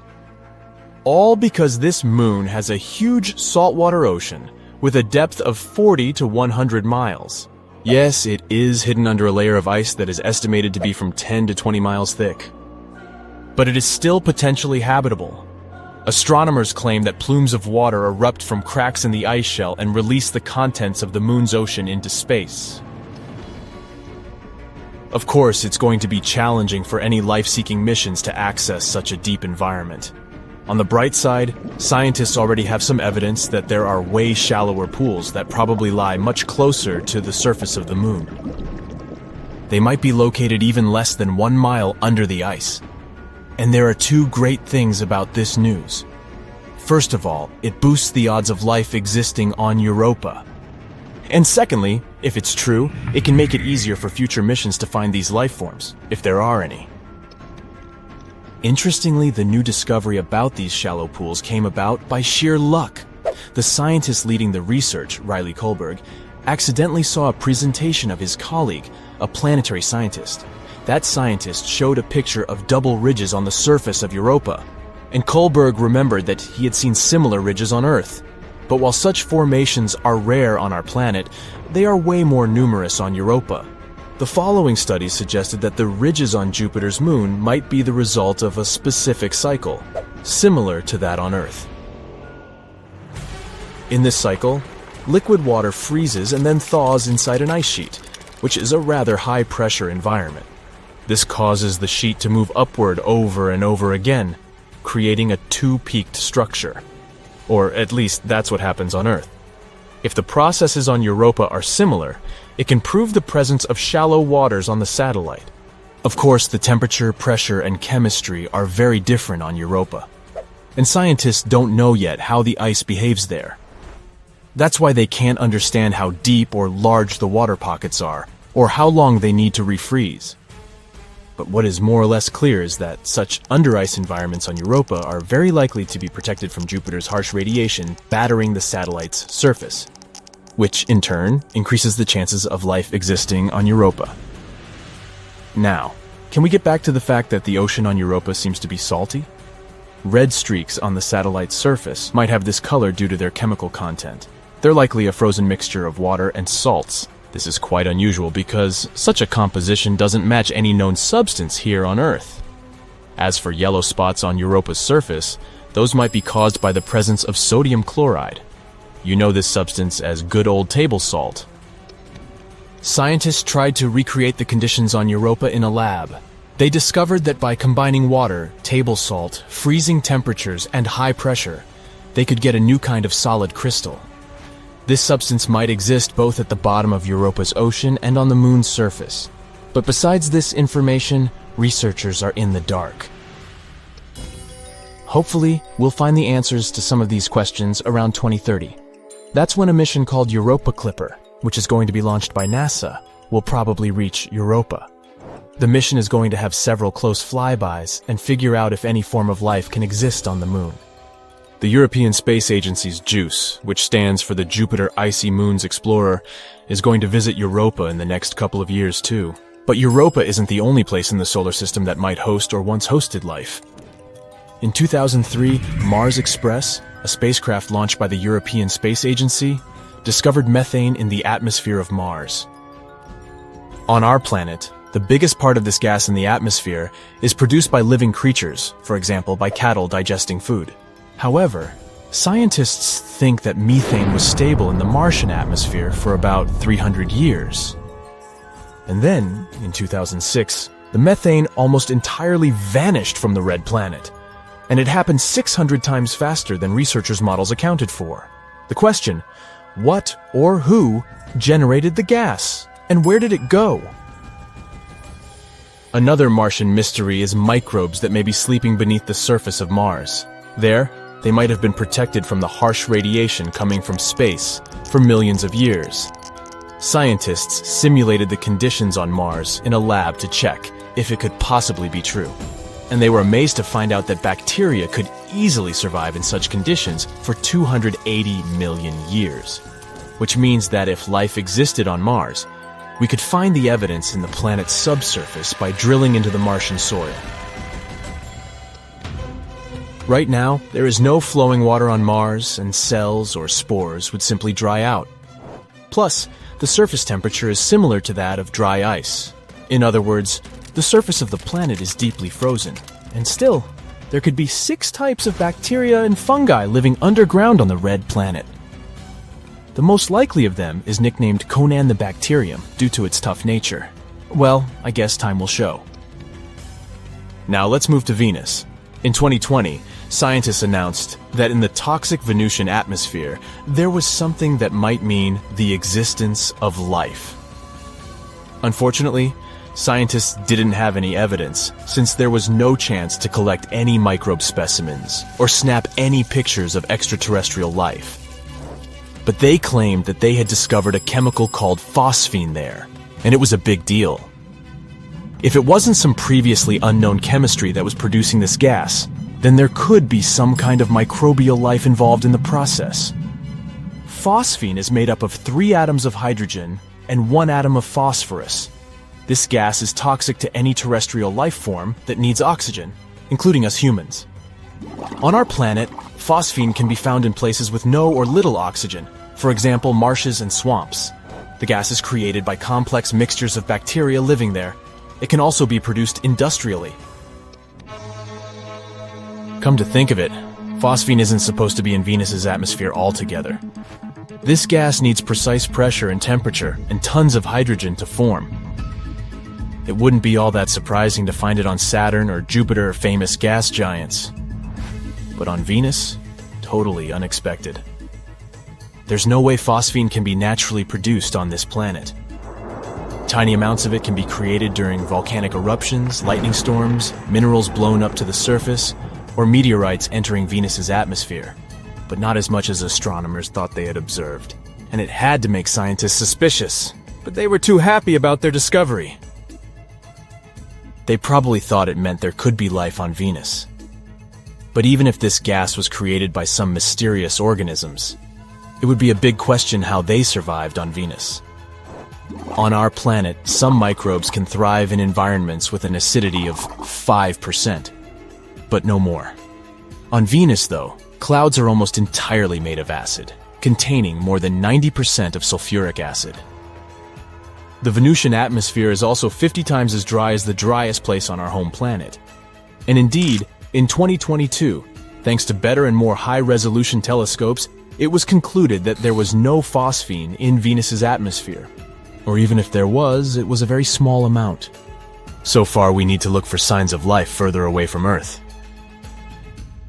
That's it for today. So hey, if you pacified your curiosity, then give the video a like and share it with your friends. Or if you want more, just click on these videos and stay on the bright side.